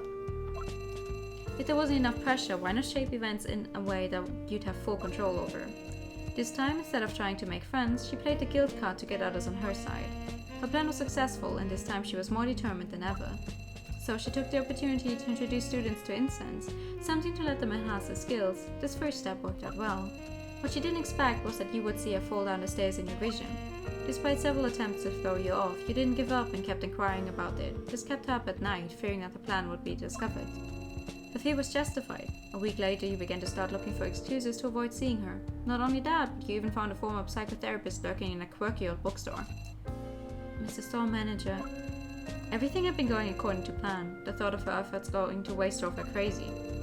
Even though the risks were high, she knew no boundaries when it came to securing her victory. And so she launched the most devious plan yet. That's enough! I fall silent and look at her. It can't be. But Eloise, tears finally flowed on her face, fogging up her glasses a little. I don't want to believe this. Cecile, I can't force you to believe anything. You alone know the answer. This is all just derived from the facts we've gathered so far. I can't help but feel pity for a person so taken over by hatred. What do you think? What would drive her to do something like that? Cecile lowers her head. The mysteries of heaven and earth must not be spied upon, for the scaly silkworm shall look right back at us. I slowly recite the passage from the ancient book. You've already laid eyes upon that mystery. Trouble follows. It's not exactly clear about what the threat is, but you should not put your life in danger. Not just you, but Eloise as well. The symptoms are bad already, and she won't be able to handle this alone. Hermitage values every customer. Since she's been here before, she will always be considered a guest. Even so, she would never listen to me. You're the only one who can help her. Cecile slowly but surely stops crying. She keeps looking down at the floor without answering. Admitting this also means admitting that Eloise has made some irreparable mistakes. Even if things can be fixed somehow, the relationship will never be the same.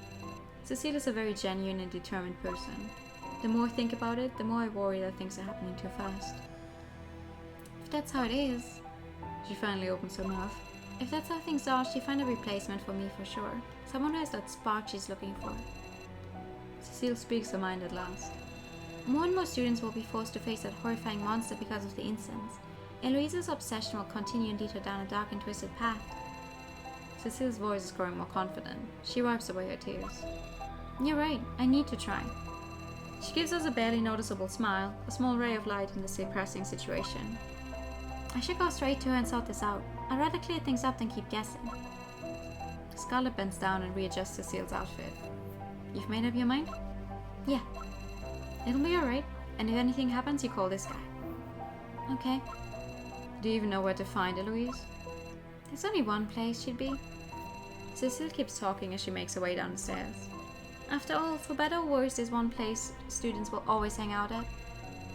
Her steps go firmer with every stride, as if she's regaining her lost energy. Promise to be careful. We'll be waiting to hear good news from you. Cecile, now standing at the gate, turns around. She looks at us from a distance, then bows her head. I can't thank you enough, really. With that, she walks away. There she goes. Scarlett says something just to break the silence. Quite an eventful day, if you ask me. If your definition of eventful is just a cute way of saying working tirelessly 3 nights in a row, I might choose a less eventful lifestyle after all. Why is that? I thought you were used to overtime. That's different. My regular job isn't as psychologically challenging. But this little girl, she really needs our help.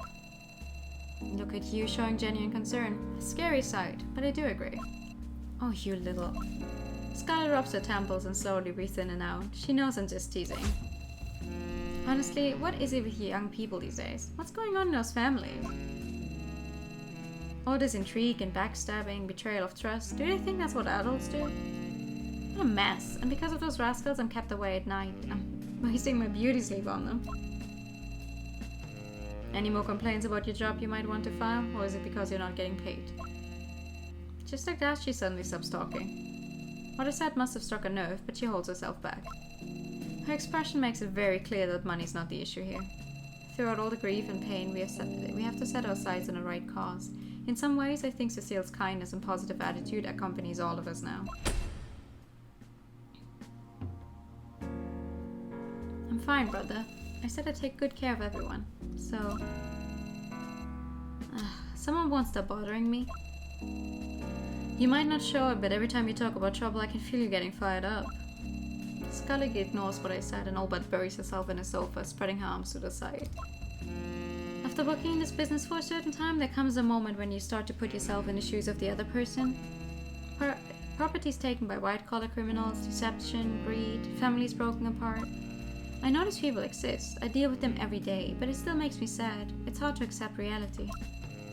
I sit down next to her and light a cigarette. And it's a good thing. It means you're human. If you say so. Scarlett tilts her head back to look at the ceiling and crosses her arms in front of her chest. So what about that monster? Let's just say it's an unpleasant matter. Are they going to be alright? I can't really say. I found some information, but it's very rudimentary.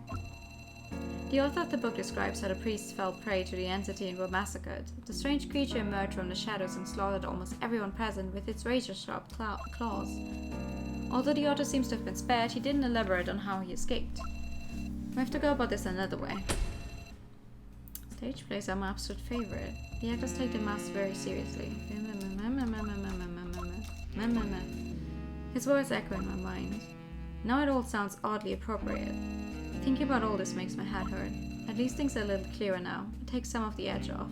The author's the monster. Dun dun dun! What's the matter? Scarlet throws a puzzled look at me. I pat her on the shoulder and make my way back inside. How is she sprawling out on the sofa at the same time when they're still standing around outside, though? Sometimes this text is not very consistent in where the people are. Back when I moved here, I threw out a lot of old stuff that I didn't have any use for anymore, but my old tape recorder, I had to keep that beauty. It's so old that most kids these days wouldn't even recognize it for what it is, but it's still as useful as ever. I lift the old tape recorder up and get rid of the thick layer of dust on the lid. What a mess. Pain can serve as a protective mechanism. If knowledge brings us pain, should it really be sought after? Someone had thrown a sofa out on the street for a trash crew to pick up. Ah, of course, yeah, that makes sense. Especially because we never went down the stairs and we've been standing right in front of the building's door the entire time, right? There would definitely be a sofa out there. There's an old saying, when you help someone, help them see the whole thing through. I smile cheekily. So Scarlet, are you with me on this one? Cecile is walking down the hallway. Opening hours are long over and the clubhouse is completely silent at night. It's dark, but she knows the space so well that she could navigate it with her eyes closed. Weird how you can become so familiar with a place over time without really noticing. Ever since the day of her transfer, all she longed for was a warm and welcoming home. Today that wish has been half fulfilled. The art club is dipped in darkness, a familiar sight for Cecile. Whenever no one else was around, this place served as a safe haven for Cecile and Eloise. Whatever happened here, Cecile will never forget these memories. That's the way things should be. Cecile.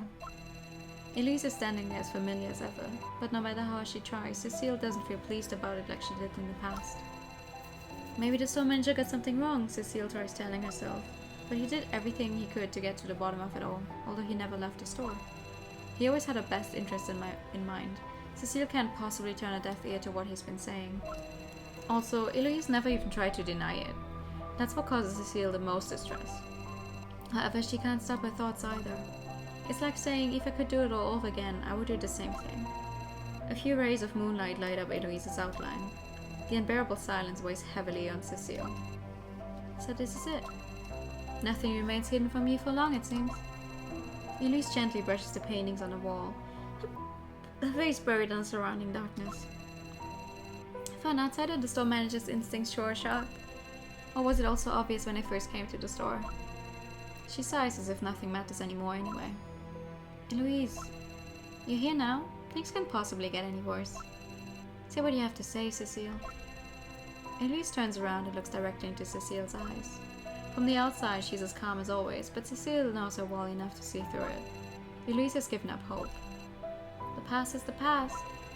There's something more important that I need to know about. Please answer me honestly, Cecile.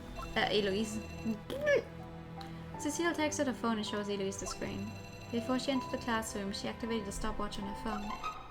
What time is it now? All she has to do is read out the numbers on the screen, yet Eloise seems baffled and doesn't respond. She turns away, looking sad about a second. I guess as much. A wave of negative emotions overcomes Cecile. Eloise, so you've seen it too? After awakening from one of her hallucinations, Cecile experienced the same exact symptom. Even after she was free of those eyes, the memory still left her trembling. Time didn't align correctly anymore. It might just be a minuscule difference of 10 seconds, but the sequence of time is now completely mixed up for Eloise. Looking at the wall clock, she can see the needle trembling frantically, as if unsure in which direction time is supposed to flow. This explains why Eloise can't read the time even if she wanted to. Are you being targeted? Eloise nods slowly. It was close behind me just seconds before I woke up. How much longer? About a day, I'd say. I see. Somehow she can feel the entity's shadowy steps coming closer. Is this some kind of benevolent gift? Pure luck or a twisted hunting game for the shadow creature? Cecile doesn't have an answer to any of it right now. Let's run away, together. She puts away her phone and grabs Eloise's hands. Eloise's hands are as warm as ever, giving Cecile a sense of familiarity. No. However, Eloise refuses a kind gesture. I deserve it. It's time to let it come for me. We don't have time for this. Eloise, do you even know how dangerous that thing is? Yes, I can feel it. Truthfully, I expected it to be worse. Eloise's words make Cecile stop in her tracks. Eloise, what are you talking about? You know, the girl is always the worst at landscape paintings at first. Some people's spatial awareness isn't naturally keen, even if their basic skills are above average. Those kinds of paintings require perspective knowledge, or else they look off. If something was right in front of her, she could replicate it better than anyone else, but otherwise she couldn't even get the pattern on the floor straight until the end of last summer. Suddenly the teacher was praising her advanced style. Why do you think that was? Hannah, Amelia, Faith, Evelyn. These are definitely not the names they had in the original version. One name after another leaves her lips. Although she doesn't know their faces, Cecile has heard those names in the art club before. It's hard to find a true friend to talk to, isn't it? It shouldn't be. After all I've done, it's only natural that my punishment is severe. I messed up. Eloise raises her left hand, as if trying to touch Cecile's face, but stops herself at the last second. Cecile, you should go back. The store manager seems to know a lot of things, and he'd find a way to help you. Tears form in her eyes, but Eloise's words remain firm. You can stop worrying about me disappointing you anymore. Let's go back together. What if I say no? Why would you? His assumptions were completely right. I can't even look at myself. I'm a rotten person.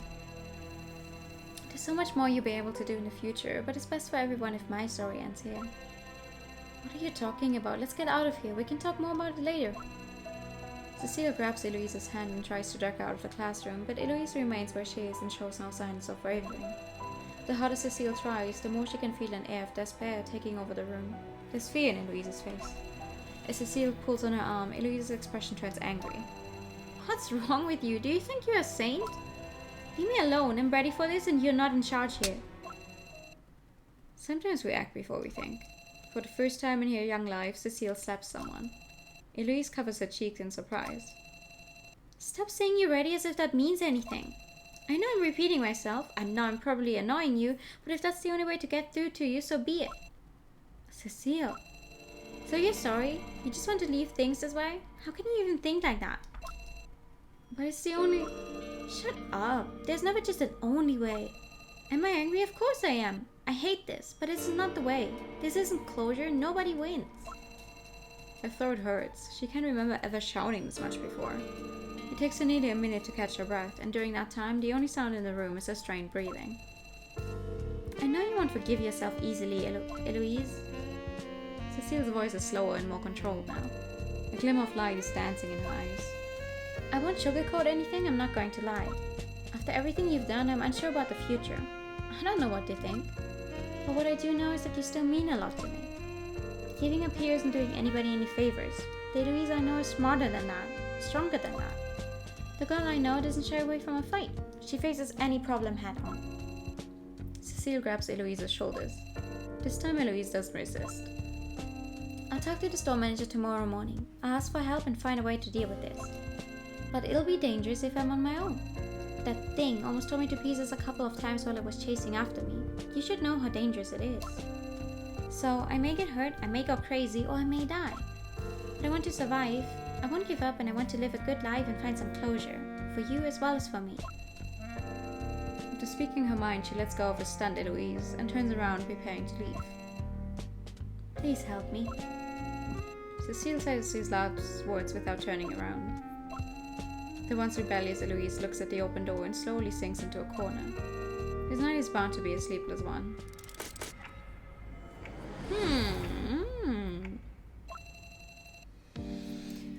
Okay, I was wrong with my assumption that there would not be that much left of the first chapter. Wow, I really pulled an all-nighter, didn't I? Good morning, Mr. Store Manager. Hey, hold on a second. I wave my hand and pull a watch out of a drawer. Yesterday something occurred to me, putting aside the monster for a moment. You inhaled so much incense in one breath, it won't just simply go away. Anyway, I'd like to give this a try. I can't read the time. She answers before I even have a chance to explain. Huh? You guessed right, and time's jumping more and more? So it's true. How do you find out? Well, that's a long story. It's for the same reason that I was able to guess that you were coming over today. We should wait until everyone's here before I explain though. Eyes are darting around the room. She looks pale. Wait a minute. Could it be possible that I spoke to her but she's still hesitant? Am I being too idealistic? I rub a hand against my forehead and try to keep myself calm. It's going to be a lot more difficult without Eloise around. What are you hoping to learn from her? I just stumbled upon a few things yesterday that could be potential lifesavers. But we need to work as a group to piece it all together. I see. Cecile smiles bitterly. She hasn't tried to contact you? No, when she makes a decision, she sticks by it. She won't change her mind. Is there really no hope? I wouldn't say that. Cecile looks towards the door. Thank you for the pat. And the posture check. Entire time.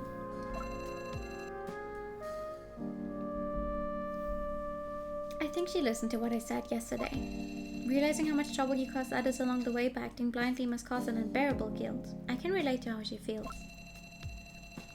I find it difficult to imagine how well-behaved, smart girls such as Cecile could relate to that. She come around. She murmurs to herself. I know her. Hey! I did the right thing coming here, didn't I? A tall figure steps into the light. Eloise walks up and stands next to Cecile. Eloise! After a sudden burst of joy, Cecile's expression suddenly becomes more stern again. Unspoken emotions are looming in both of their faces. There's no way around this. Alright, now that we're all here together, let's discuss the plan. There's one thing that I need you two to confirm. Considering the limited time we have and a bunch of things that need to be prepared, I decided to not beat around the bush. It will come today, is that right? It feels as if you understand the situation better than we do. They both throw me a quizzical look. All I can do is scratch my head. Well, I wanted to wait for both of you to be here before explaining everything.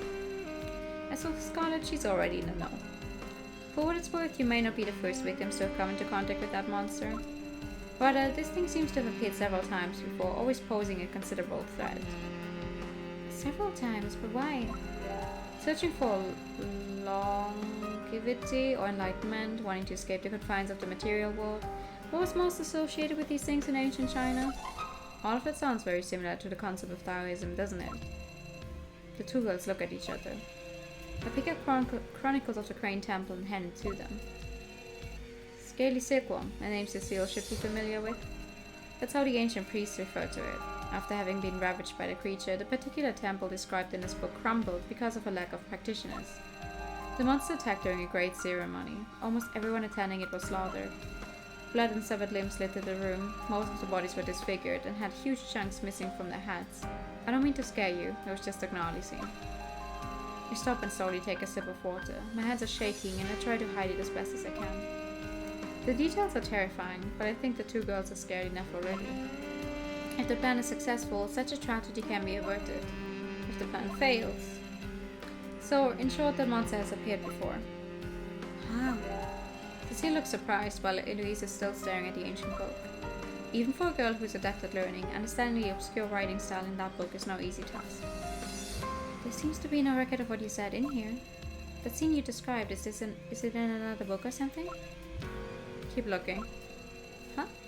It says afterwards, in the following years, a surviving trained temple Taoist tried to raise money in the countryside to recruit new apprentices. But he didn't seem content with the results. It went on for more than 10 years. Eloise rubs her eyes and her face turns strangely pale. Hey, what's wrong? What are these numbers? Eloise's reaction to it is even greater than anticipated. She closes her eyes, shivering, before finally coming down again. Up until now, Chronicles of the Crane Temple was just a book that helped me get some facts straight. But now I know that the key to your survival lies hidden within its pages. Fighting the nausea that has been choking me since yesterday, I forced myself to go on. This page is dedicated to the surviving Crane Temple Taoist. He was just an ordinary Taoist priest at the time, and his name was unknown. He inherited a secret recipe, passed down to him by his ancestors. They made use of a special elixir to catch a glimpse of what they called the Great Path. This knowledge was passed on to devoted practitioners, so they too could make this experience. The fatal incident in which the creature attacked happened during a ceremony in which they had all gathered to walk the Great Path. It happened right before it was the unknown monk's turn. So they really used lilac grass? The description matches the experience one would go through when exposed to a very high dose of incense. I thought there's a way to guarantee one's safety, but they never used it without supervision. Those were safer conditions than you had, and yet things still went wrong. The elders would teach them a formula beforehand, more of a song really. Chanting it collectively seems to have been the only way to make the scaly silkworm leave them be during the spiritual voyage. His elder brother was so anxious that he snuck into the temple to get the elixir, and you know what happened then. It started with a stare. The Crane Temple Taoists believed that this monster could be a piece if it hadn't been around for too long. Anyway, back to the story. After the older brother did not arrive at the ceremony in time, a group of disciples decided to go to his room to see what was going on. They were met by a gory sight, a body reduced to a pile of flesh. Then, the scaly silkworm emerged from a shadowy corner of the room and went on a killing spree. Starting with the temple's elders, it massacred one after the other. The Crane Temple Taoist hid beneath the corpse and dared not move or look. He repeated the chant over and over again in a whisper as fast as he could. After repeating it 3 times, the aura of despair and dread surrounding him finally disappeared. Honestly, I'm not too sure if the chant was really what saved him in the end, or if the fact that he hadn't consumed the elixir yet just didn't make him a target in the creature's eyes. But right now, we don't have any other options. It's a risk worth taking. There's some more useful details in there, describing how the creature is extremely fast and good at keeping out of sight, but the most important thing is probably the chant. That doesn't sound very realistic. Cecile smiles helplessly but doesn't say anything else. Despite her life-threatening situation, she's still thinking calmly and logically. Good at hiding, moves quickly. Eloise raises 2 fingers. But why are we going to find that chant? All that aside, there's only 1 page here? You really got all that from a single page? Well, I take the ancient book from Eloise and place it back in a drawer. I don't know if you've ever been interested in witchcraft, but chanting is an important aspect that has been passed down from generation to generation. Some of these tunes are just ordinary ones meant to sound spooky, while others contain real things, of course. The word real is relative, as none of them can be explained scientifically. Create an appropriate ambience, help people fall into a deep slumber, a trance-like state. It's a little like hypnosis, but more powerful. It's a rare skill, but nothing unique. As an anthropological researcher, various religions and occult rites caught my interest over the years.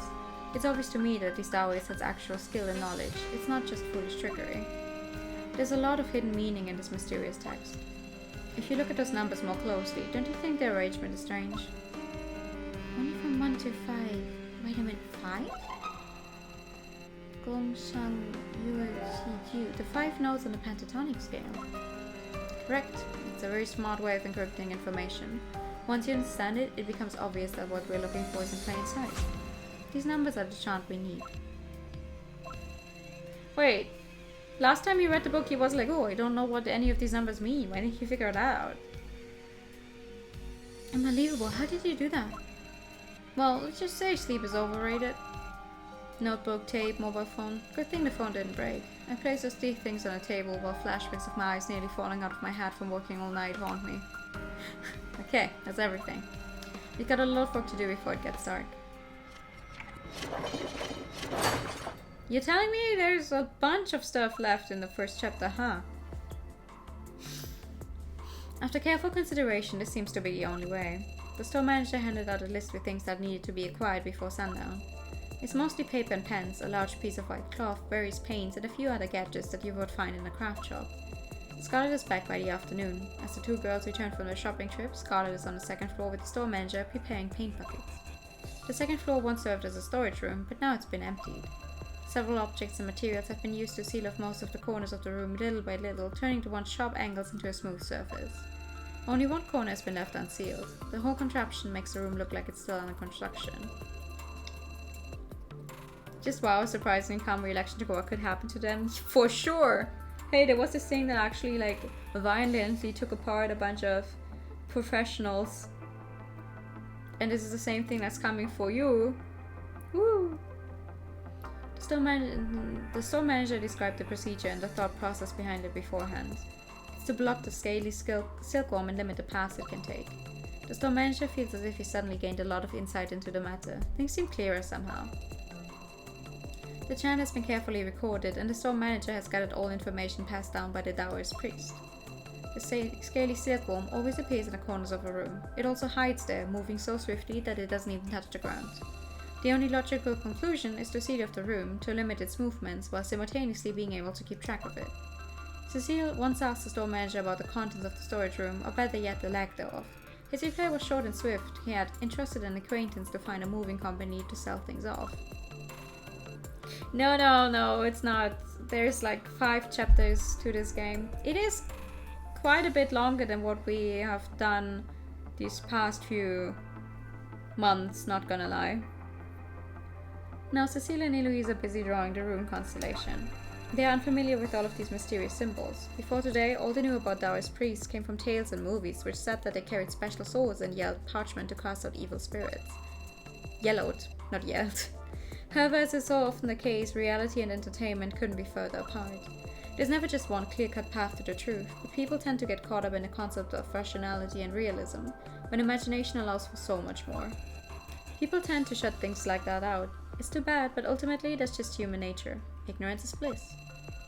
This rune constellation drawn from the store manager's memory is not the same as the one Cecile saw on the temple doors during her hallucination.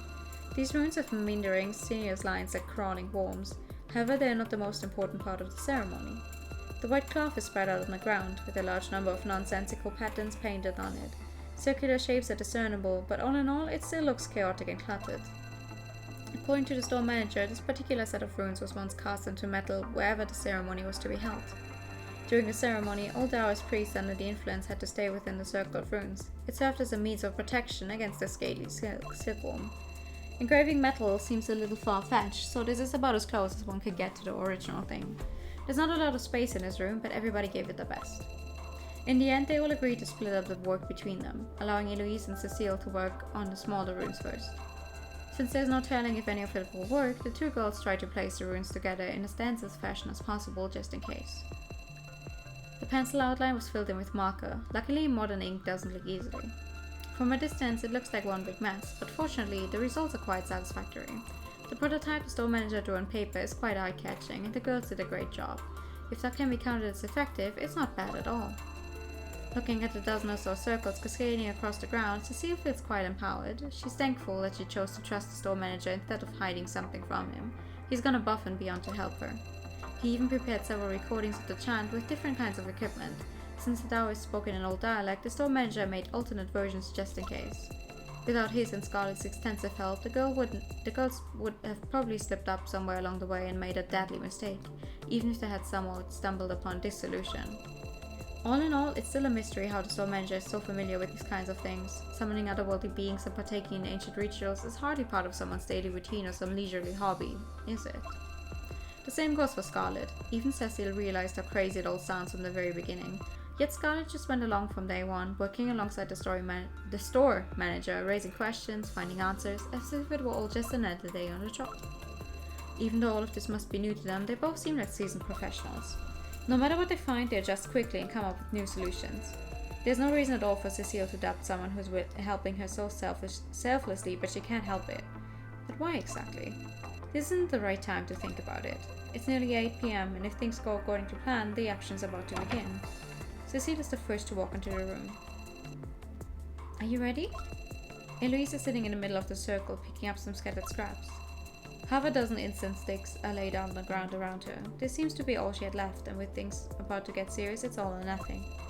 Then again, following the store manager's guidelines is probably the best way to avoid the worst. Cecile carefully steps inside the rune circle as well, but unlike Eloise, she doesn't sit down. Cecile goes over the plan once more. To put it simply, all we have to do is recreate the incident at the temple, only we'll be properly prepared and armed with knowledge that we can use to gain the upper hand. We control the situation this time. I know that you can walk close to the water and not expect your shoes to get wet, but we know what went wrong last time. There are 2 major differences when we compare this to the Vedic ceremony from back then. First of all, the priest's brother's room where it all happened was in no way prepared. It didn't have any protective runes. Secondly, they didn't repeat any protective chants, which gave the scaly silkworm enough time to get comfy in the corners. Even if only by accident, they basically created the perfect conditions for it to roam freely. The priest survived in the end, even though he was in the room. That tells us that the runes might not be key. Singing the chant 3 times seems to be part of the ritual that matters most. If done according to the Taoist method, one recital of the chant takes 1 minute, so we need at least 3 minutes for that part of the ceremony. Of course, we may or may not need more time, and it might not even be about the number of repetitions, but we need a rough estimate at least. There's no sugarcoating the risk. In order for the monster to actually enter this room, one of us needs to use the incense again. We still don't know much about lilac grass, but we know that inhaling the smoke is an integral part of it. This time we're in full control over who inhales the incense. I did my best to trim the shape of the incense stick for it to burn more slowly. Also, the smoke should sink to the ground more easily. Whoever's our bait stays close to the ground while another keeps an eye on the overall situation. It should all be done as quickly as possible. The smoke will begin to thicken after all. If both people lose consciousness at the same time, that would mean certain doom. To put it bluntly, lure it out and stay calm. When it emerges, use the things you've prepared to delay it as long as possible. Delay it. Cecile looks at the various items around her. They are covered with paper of the same color as the floor to camouflage them. Analyzing, amazing how much they've managed to hide from prying eyes. You're certain doom! You're certainly doomed. Using these things to interrupt the sinister monster that slaughters humans for fun is like threatening a polar bear with a toothpick. However, the runes copied from the ones found at Crane View Temple might give them additional powers. The human's worst fear is always uncertainty, and this is no exception. Although you were the one who asked for help yesterday, it seems like you'd be protecting me instead. Since she's had the most experience with incense, Eloise volunteered to play the bait. However, yesterday proved to Cecile that even experience doesn't protect you from its dangerous effects. But she had no valid reason to tell Eloise not to do it. Eloise... Yes? After this is all over, let's sit down and talk, okay? Her phone starts beeping. She tries to cover up her embarrassment. With the store manager's light in her hand, she lights the incense sticks one by one. Cecile frowns at the all too familiar smell. She waves her hand around to get rid of the smoke, which is indeed thinner than usual, meaning that her preparations were effective. If she doesn't deliberately inhale the smoke, it should be possible to stave off the effects a little longer. Eloise reaches for the incense and places it right next to her. Then she lies down sideways on the ground, her hands folded as if in prayer. Now it's up to you, Cecile. Her words already sounded as she's struggling to speak clearly.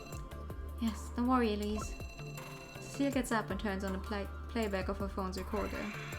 Despite knowing that it's purely psychological, Cecile takes a deep breath. She knows these are about to be the longest few minutes of her life. It's quiet all around them, but even though the recording is playing, the entire room seems to stand still. Okay, have fun. Thank you for coming by. When will it emerge? Eloise doesn't know the answer to that. Her chest is heaving a little. Her palms are sweaty as Eloise unconsciously rolls up the silk thread in a loop, only to loosen it again over and over. The store manager's hoarse voice gradually melts into the background as he continues his chanting. The air is heavy. Eloise's eyelashes are fluttering. This isn't good, but Cecile knows she did everything else she could. A tingling, stinging sensation. Despite there being no light in the room, its corners suddenly turn even darker, blacker than black. A cloud of smoke rises. Cecile instinctively waves around to disperse it, only to realize that the smoke isn't coming from the incense on the ground. The strange purple smoke doesn't adhere to the laws of physics. It doesn't even have a source. The air feels like a sponge soaked in ink, letting out a smoke every time it's squeezed. Almost as if it were sentient, the purple smoke condenses in a corner. Then a clenching sound like a fabric being torn. Cecile stares at the point where the smoke has gathered and holds her breath. The darkness deforms and warps again, sending a chill through the room. No pupils, no eyelids, no shimmering white in the dark. But an eye is an eye. Cecile recognizes it immediately. She could never forget it. It is here. Peter, a horse is here. The enigmatic monster seems to be adapting to its surroundings. Little by little, as it's squeezing itself out of the fabric of darkness, its angular body spreading out, arcing in the air. This weird, bizarre being conflicts with the natural rules of our world. It is composed entirely of various sharp angles, but its surface is glistening with liquid reflections. One section of its body is covered in weird scattered eyes, the closest thing to what we could call a head. This thing is abnormal from the very core of its existence. Cecile is sure of it. Without any warning, a cold, sticky feeling starts to run up Cecile's ankles. It feels as if melted ice water is being injected into her veins, as if she's becoming weightless, as if she's free-falling. The acid in her stomach is building up, a sickening sensation. The veil of everything she has come to accept and know as a reality is mercilessly torn away. The last small sense of security she had left vanishes. Her sanity crumbles as her body folds and falls apart within itself. She would like to close her strained eyes, if only to escape the horrifying mad gaze, but she eventually swallows the fear and tries to maintain eye contact. Sharp, bone-like appendages are protruding from its body, the razor-sharp tips giving the impression that they could rip time and space itself apart. There must be a kind of claw, Cecile quickly thinks to herself. She can't even see anything that resembles an ear, but God only knows how this thing functions. Its physics-defying body strangely twisting and rearranging every couple of seconds. Upon closer inspection, she realizes the different shapes are not directly connected to one another. They seem to be loosely hanging in space, ignoring all the constraints of common sense. She readies herself for what's next. Cecile pulls on a thin thread, and the slight tearing sound of adhesive tape can be heard from further away. The remaining corners of the room have also been covered with tape, which maintains a supple tension that, once unfastened, creates a curve in the corner. With a bit of luck, it might be possible to cut off the creature's entrance. However, it doesn't exactly work out as planned. The appendage on the morphing monster's body easily cut through everything in its path. The parts of it that have already successfully emerged that can't be removed by simply erasing the corners. With a disturbing cracking sound, like tendon snapping, the thing raises its head and looks around. It takes but a second to spot its target. Ah! A small puddle of liquid, much like water, is forming on the ground in front of Cecile. The creature's body has splattered into a pulpy, bony puddle, as if it has been thrown against the window with full force. For a short moment, it reminds Cecile of a scene at a terrible car accident. Something seems to have been viciously ripped from the air. Despite the fact that she didn't inhale, her lungs start bulging, filling up like a balloon. She can feel a faint heat rising from beneath her face. Her face? Jesus Christ. From beneath her feet, smoke is rising up from the ground. The runes are already showing signs of damage after just one attack. They can only delay it for a little bit, Cecile thinks to herself. These runes are just a small help, they can't be relied on for protection. Weird crunching and clicking noises are coming from the monster's unnatural body as it retreats back into the dark corner. The thing is floating through the air like some otherworldly god, the corners of the room being entrance to its kingdom. Cecile is drenched in cold sweat. Nobody really knows what the original runes were for. With no practical knowledge about them, this right here is the only way to see how they actually work. The store manager only explained it vaguely before. Cecile can't blame him. Even if she understood the principle herself, it would still be difficult to explain to someone. The nightmarish creature is behaving as if it isn't bound to this world at all and is free to traverse through space, the space covered in ruins being the sole exception. It's impossible to keep track of its movements or understand them. Its body defies common sense, twisting and morphing in the most disturbing ways. Its actions and movements are ferociously rapid, and its piercing eyes render any attempts at hiding from its future. Does any of it really have an effect? If anything, it looks as if the monster avoiding the spot seems to be a conscious decision. While Cecile is still lost in thought, the monster attempts a second strike. This time the ground shakes under the vicious attack. Various attempts are violently thrust into the air, reduced to nothing but dust.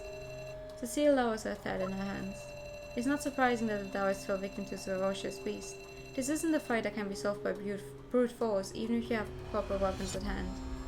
If anything, rash and violent decisions would only make things worse.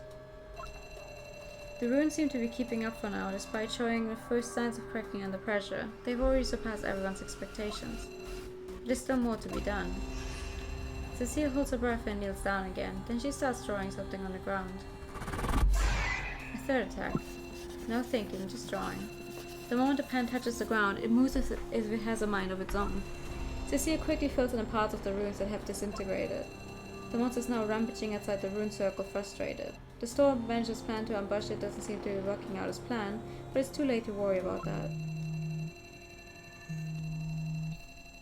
There's a faint ringing in the distance. 1 minute has passed. A sudden impact from the inside. Another one. It's still holding up far. Despite the heat, the marker is still drawing runes on the ground. The monster thrashes around, smashing against the barrier, making it hard for Cecile to keep up. There are 12 sets of overlapping rune patterns on the ground. Each impact damages about 2 or 3 of them.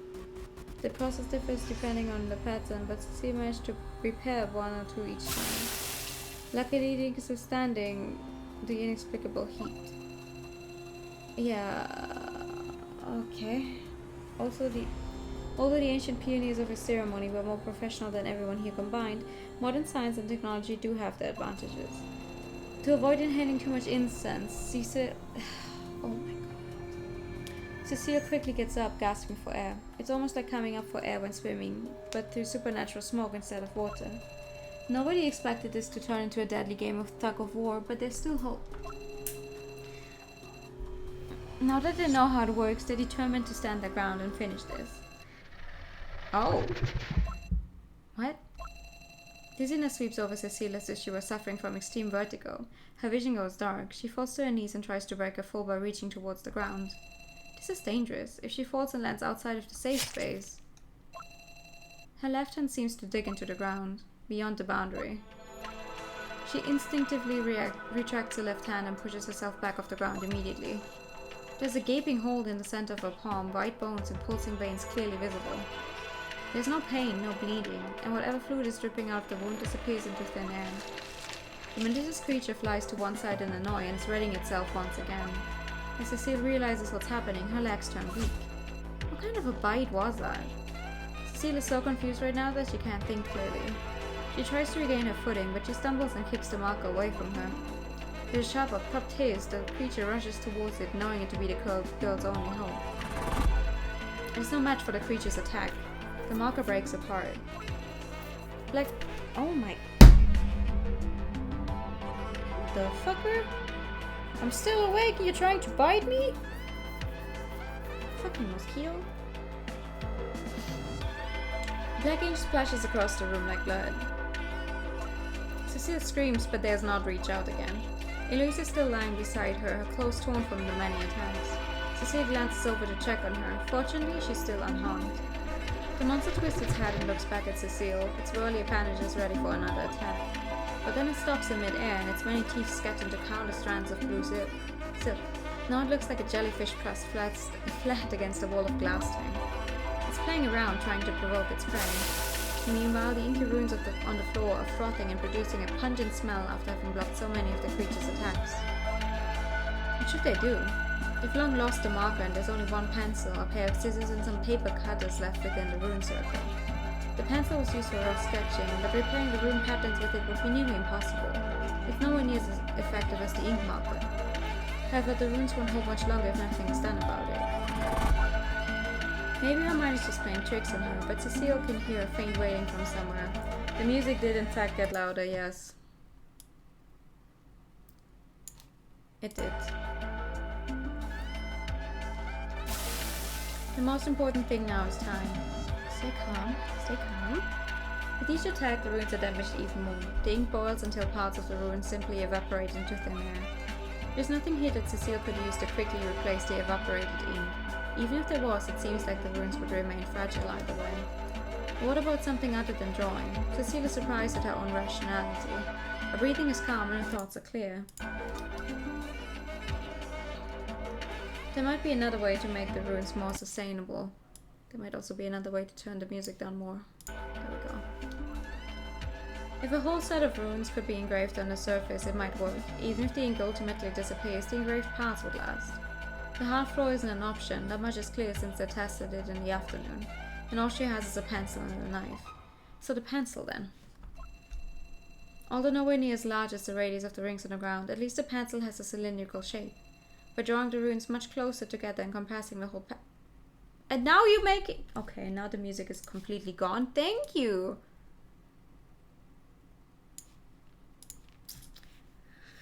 They could indeed be carved into the pencil. Even though the pencil can't be stood upright on the ground, the scaly silkworm can't reach the space near the runes, so it might just buy everyone some time. That's it.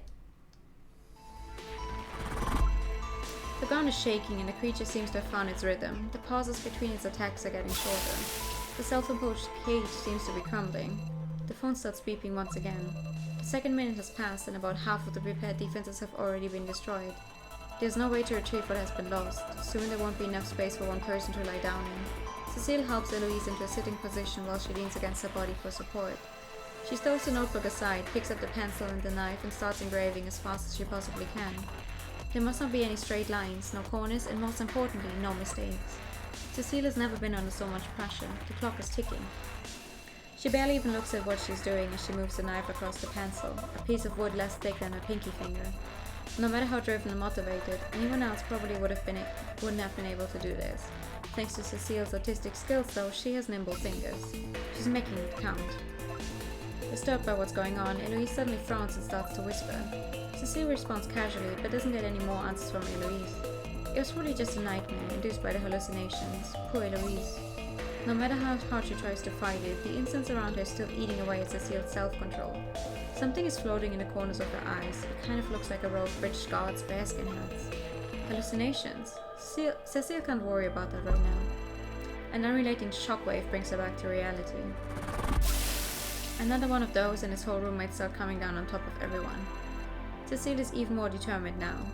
The beast is circling its prey, occasionally picking up whatever objects are close to it and tearing them to pieces. Looks like even supernatural creatures get frustrated sometimes. Cecile adjusts her position to make more room for Eloise. The safe zone is shrunk once again. So many protective runes have broken by now that Cecile can already feel the monster's vile breath on her face. It extends its sharp appendages again, stretching its bony teeth around Cecile in an effort to demonstrate its impending victory. It was my decision. She had nothing to... Eloise is still immersed in hallucinations. She twists and turns her body uneasily. In spite of the situation, Cecile still manages to squeeze out a bitter smile. It seems like all the trouble started the moment she joined the art club. Although she ignored the provocations back then, Cecile could never forget how sad and scared she'd been. Without Eloise's help, she wouldn't have made it through the bullying and harassment. She still remembers the day Eloise stood up for her for the first time. It was a tense moment. What Eloise did will always mean a lot to her. Who would have thought that the moment would create such a close friendship? And who would have thought that the friendship was caused with so much pain? Cecile finishes the last engraving with tears in her eyes. A loud, unpleasant sound fills the room. This time the monster seems determined.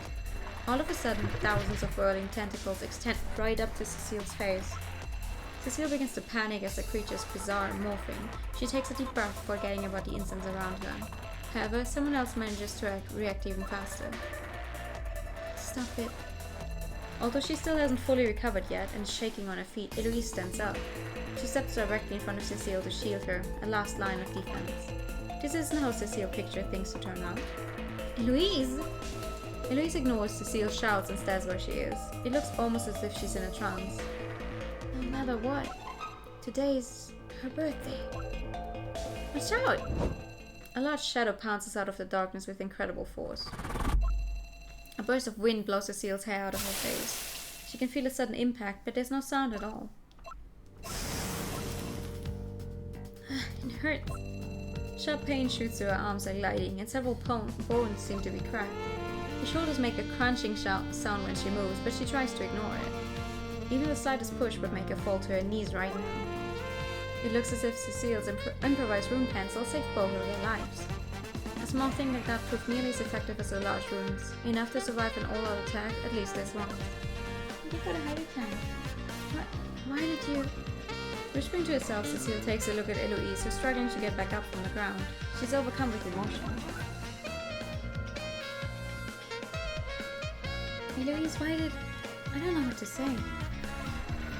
After the many attacks, Cecile feels as if she can follow the thing's thought process by now.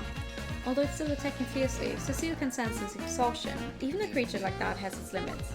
The chanting in the background is nearly over. The third minute is almost up.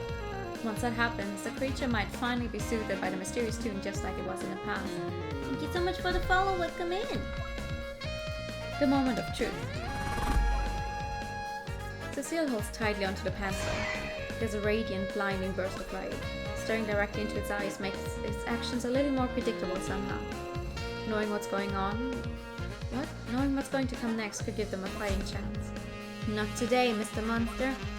Cecile murmurs to herself as she shakes her bloody arm covered in cuts. I know what I need to do now. This time the attack came from the left. Just as Cecile thought, the monster's cunning and is targeting the injured Eloise instead. Knowing where the next attack might come from gives Cecile an advantage, however small it may be.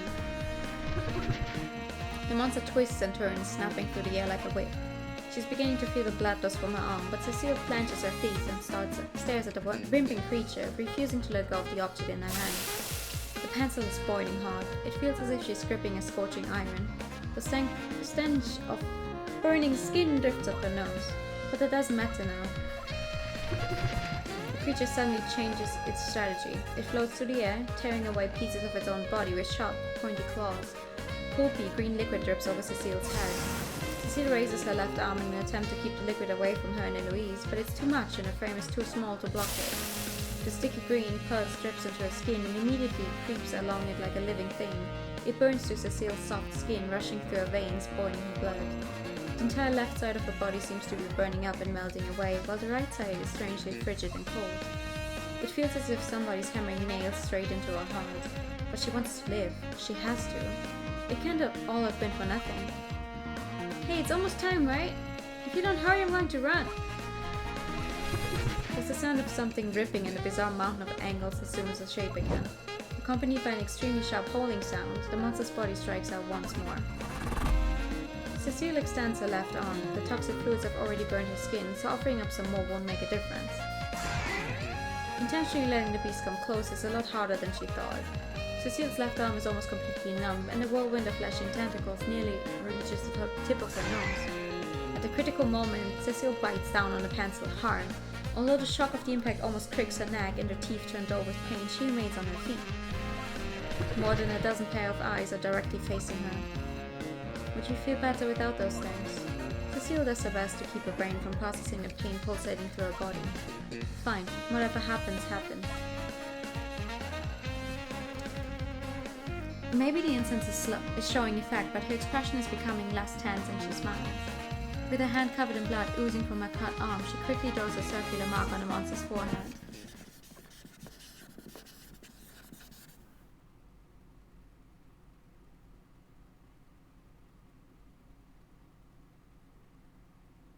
Okay.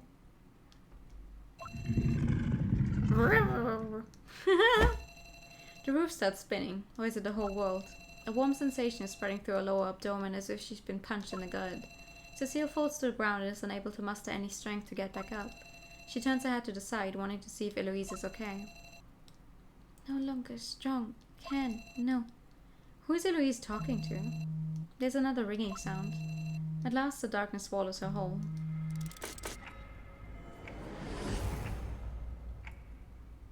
Yay! You're just dying again.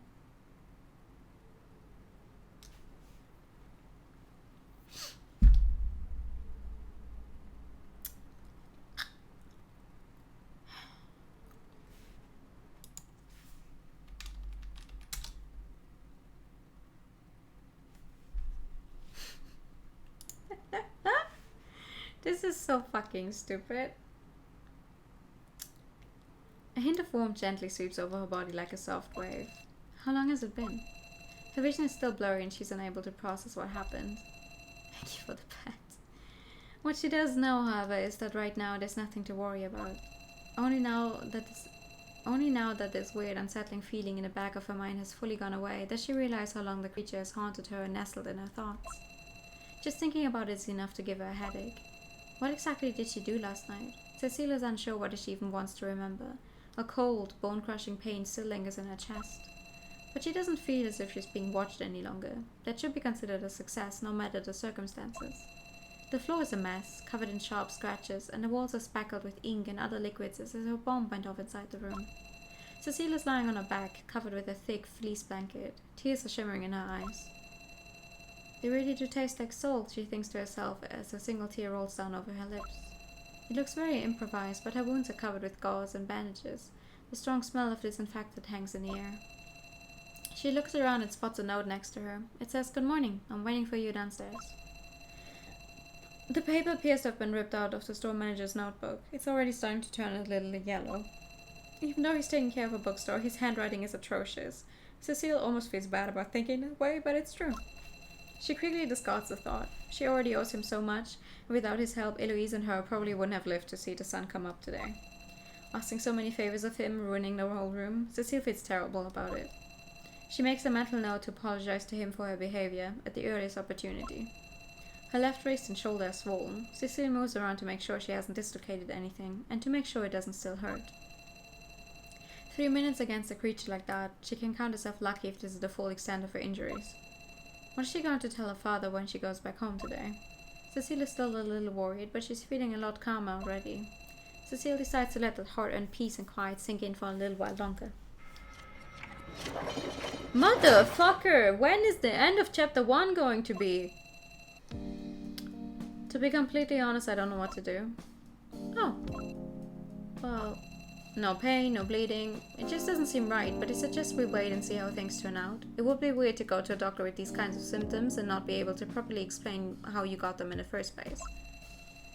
The creature pierced a large hole through Cecile's left hand, and although the entire back of her palm is laid bare, she's still able to move her hand as if the bone wasn't touched at all. The way she's able to make a fist and almost fit 3 fingers through the hole is truly unsettling. Ew!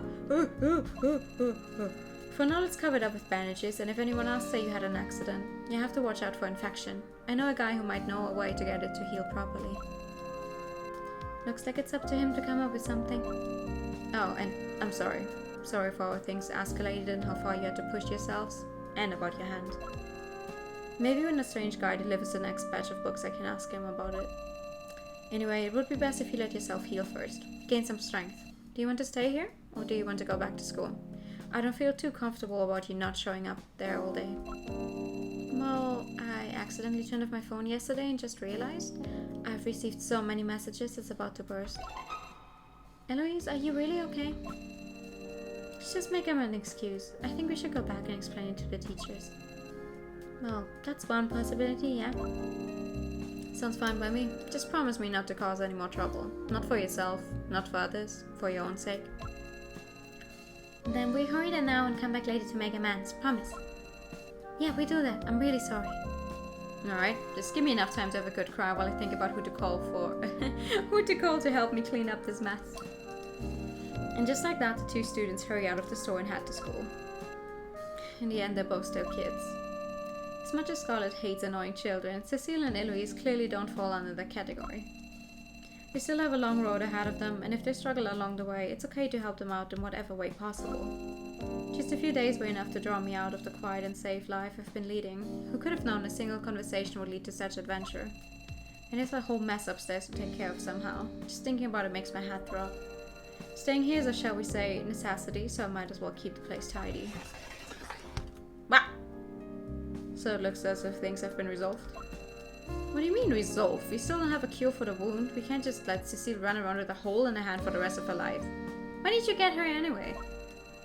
Who knows how long he's been standing there already. He bows his head in my direction, a pile of books in his arms. A pleasant afternoon to you. If you're talking about an open wound, I would suggest giving up on it. These beings are simply passing through our dimension, and time and space itself could not comprehend the wounds they cause. However, since they're only travelers, our world will forget them eventually. At that point, it will become even more difficult to keep track of them. You sure seem to know a lot about them. How peculiar. An uneasy feeling spreads to my chest. Just a moment ago, I was prepared to come up with a clever way of getting information out of him, but now I don't feel like it anymore. Thanks to an old book you gave me, the girls weren't torn to pieces by that thing called scaly silkworm. Should I thank you for that? Please don't give me that look. I would have liked to assist you in person, but you're well aware that I'm not allowed to go beyond this floor. He's right, even the stairs are off limits to him. Even if he gave it everything he's got, he could only take one step before being pushed back by an invisible force. It was only after the accident that I found out that his legs have been replaced with a pair of prosthetics. What happened to Hermitage way back when? I can't even imagine. Nowadays the building resembles a cursed city. No one can leave, no one can enter. You may not realize it, but your instincts have always been sharp. It was a very wise decision not to get involved. He brushes some dust off his hat. How so? The scaly silkworm appears in this dimension by entering and exiting from a certain perspective, and you will find that everyone has one. Consider, for example, the eyes. Learned scholars died tragically at home, kings were mysteriously murdered in their castles, witchcraft researchers suddenly perished, all of them torn and cut. Their henchmen and assistants didn't always share that luxury. Many were left with a large gaping hole in their face. So, it can enter our dimension through a human face? I'm afraid it's a legitimate, valid theory. Moreover, it's been documented that all sorts of anomalies and deformities have developed on these victims over time. It's more than enough to drive them mad and ultimately kill them. They call it the Devil's Whisper, an apt name for the condition if you ask me.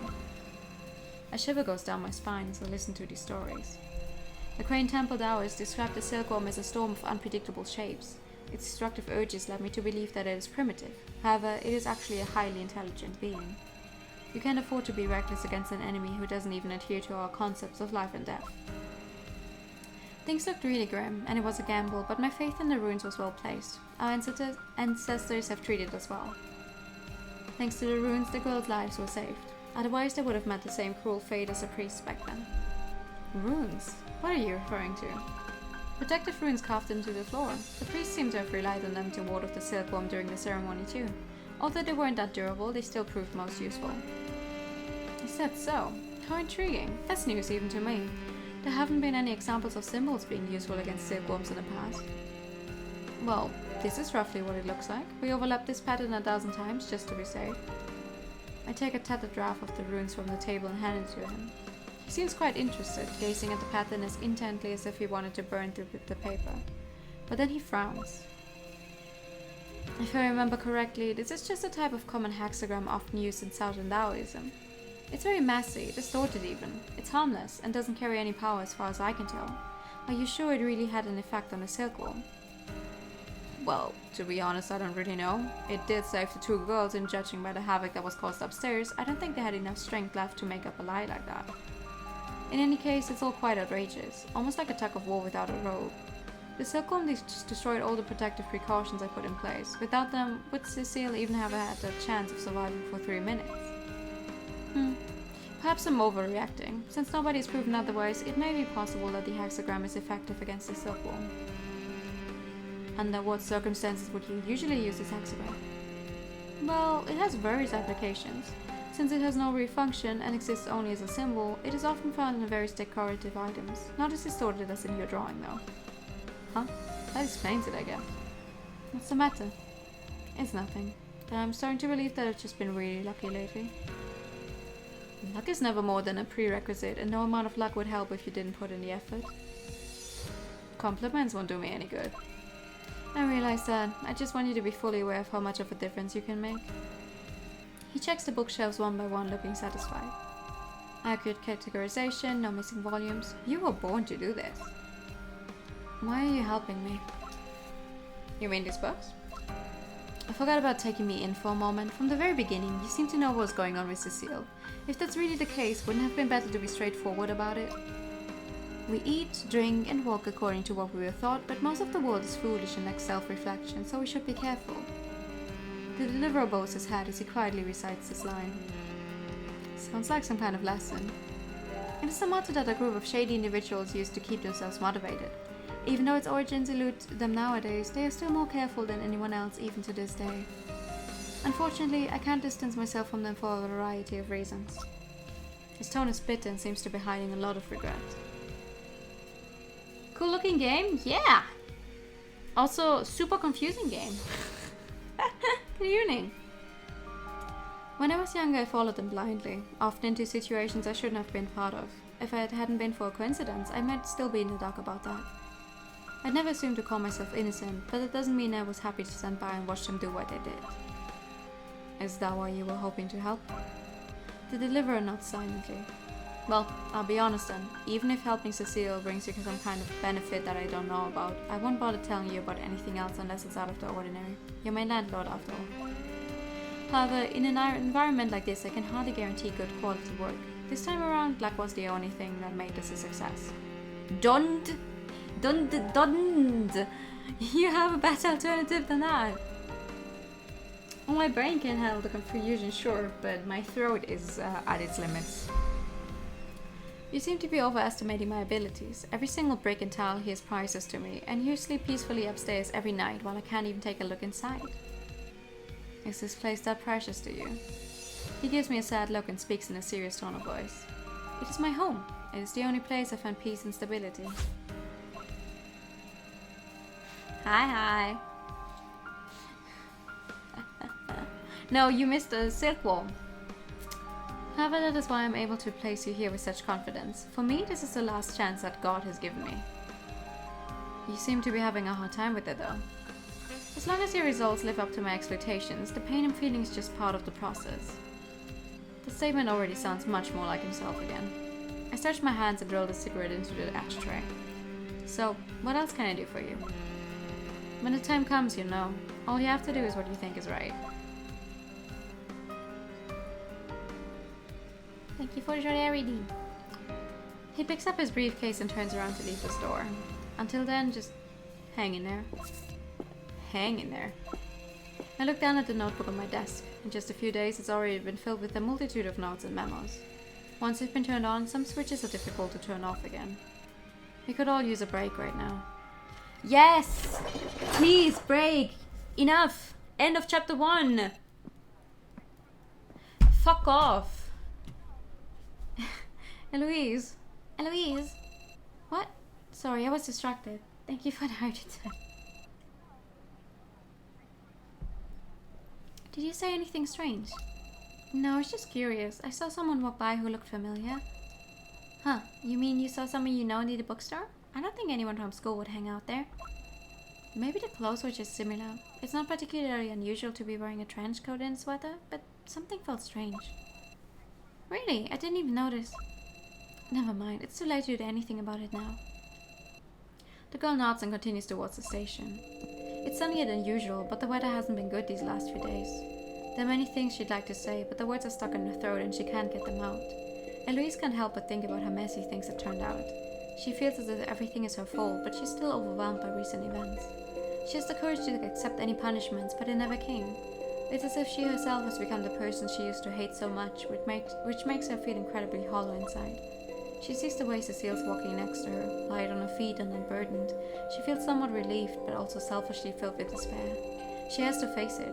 She can no longer choose to avoid it. Cecile, as it turns out, I'm not going to forgive you just like that. Is this really what it's going to be like? I don't want you to misunderstand, so I thought it would be best to make myself clear. I have no intention of forgiving you just like that. Cecile stands in front of Eloise, feet firmly planted on the ground, no sign of doubt on her face. The autumn breeze gently lifts up her slightly disheveled hair, revealing a few red marks on her face.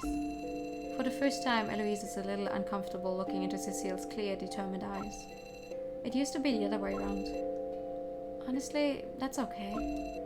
It's not over yet. We're not the only ones in the art club. That sentence shakes her up more than anything else. It's not like... You acquired a lot of lilac grass in the past, right? I can't just ignore the fact that you used something so dangerous. Cecile tries to smile as the sun shines down on her, spreading its warmth across the entire road. I can't forgive you. It's just one... I can't forgive you? It's just one more decision I have to make, and as things are, it's not that hard for me anymore. But, like the storm manager said, forgiveness is never the end of a matter. There's no difference between forgiving someone and running away. Forgiveness alone proves nothing. Just like running away doesn't either. Trying to make a change is the only thing that makes a difference in this world. Look, what would people think if we just made up and pretended that nothing happened?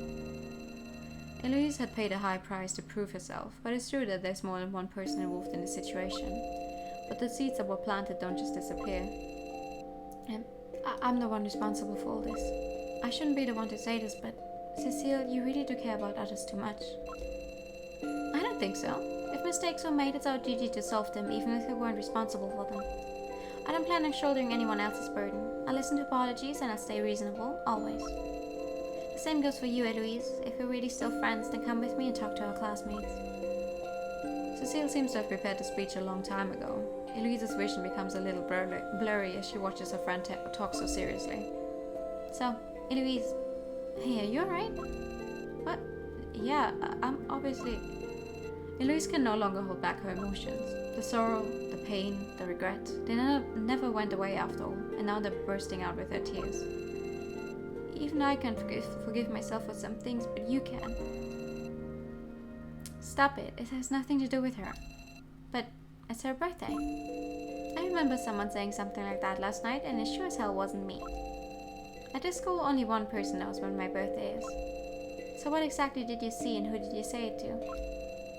Cecile covers her cheeks, looking embarrassed. You want to change, right? And you still have many things to learn. I want to continue this journey with you. Eloise doesn't even hear the whole sentence. The only thing she can hear is the sound of her own sobbing. Cecile gently hugs Eloise, trying her best to share her warmth. Now we have all the time in the world to correct our mistakes, to make things right. If patience really is the key, we'll just have to be patient a little longer.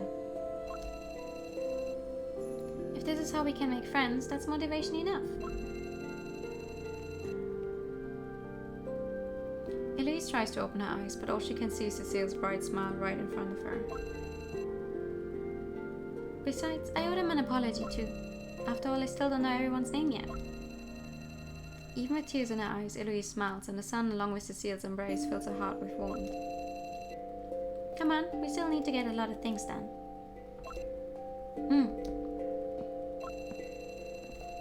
The young girl used to have one problem. She suffered from nightmares, even during the day. Now she's finally found a way to true redemption. Aww. Achievement unlocked! One day in the Cinnabar. No, fuck you, game.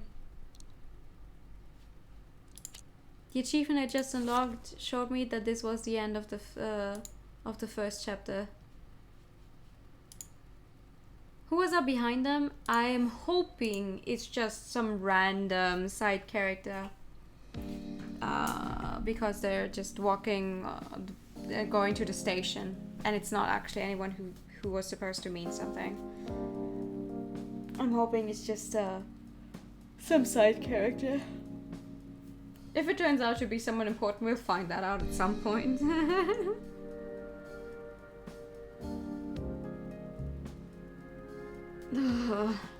Jesus Christ. Thank you for a nice stream. No. Always, always. Oh, I'm glad we managed to get through chapter 1 finally. So this means it took us 6 hours to get through the first chapter. And this game has 5 chapters. Though to be fair, apparently the 5th chapter doesn't have any choices, so maybe, But holy fucking shit. That's like, it's probably going to take me like 2 streams to get through 1 chapter. Thank you for the stream. Glad Twitch didn't keep you from completing it. I hope everyone has a fantastic night. Yeah. Only 6 hours. Guess we'll be here for the whole month. Kind of, yeah. To be fair, I started this game because I wanted to play a visual novel again that is a little longer. It's just because one of the first visual novels I played on stream took me 3 months to complete, and really that was two streams for the game every single week. It took me 3 months to complete it. I didn't really feel like trying another one of those super long visual novels in a while, but I'm slowly running out of my short ones. I don't really have any short visual novels left to do. I only have ones that are like super short, like less than an hour or an hour at most, which doesn't really go well for a stream either. And everything else is like somewhere around 20 hours, if not longer. So I thought to myself, you know what, we'll try a 20-hour long one. Well, according to how long to beat. It's obviously going to take me more than 20 hours because I'm reading it all out myself. So yeah, if we're gonna be here, well, some of the recent streams were shorter games. Exactly. 3 games per stream, no problem. That's just the nature of short visual novels. I know. But this is good, this is nice.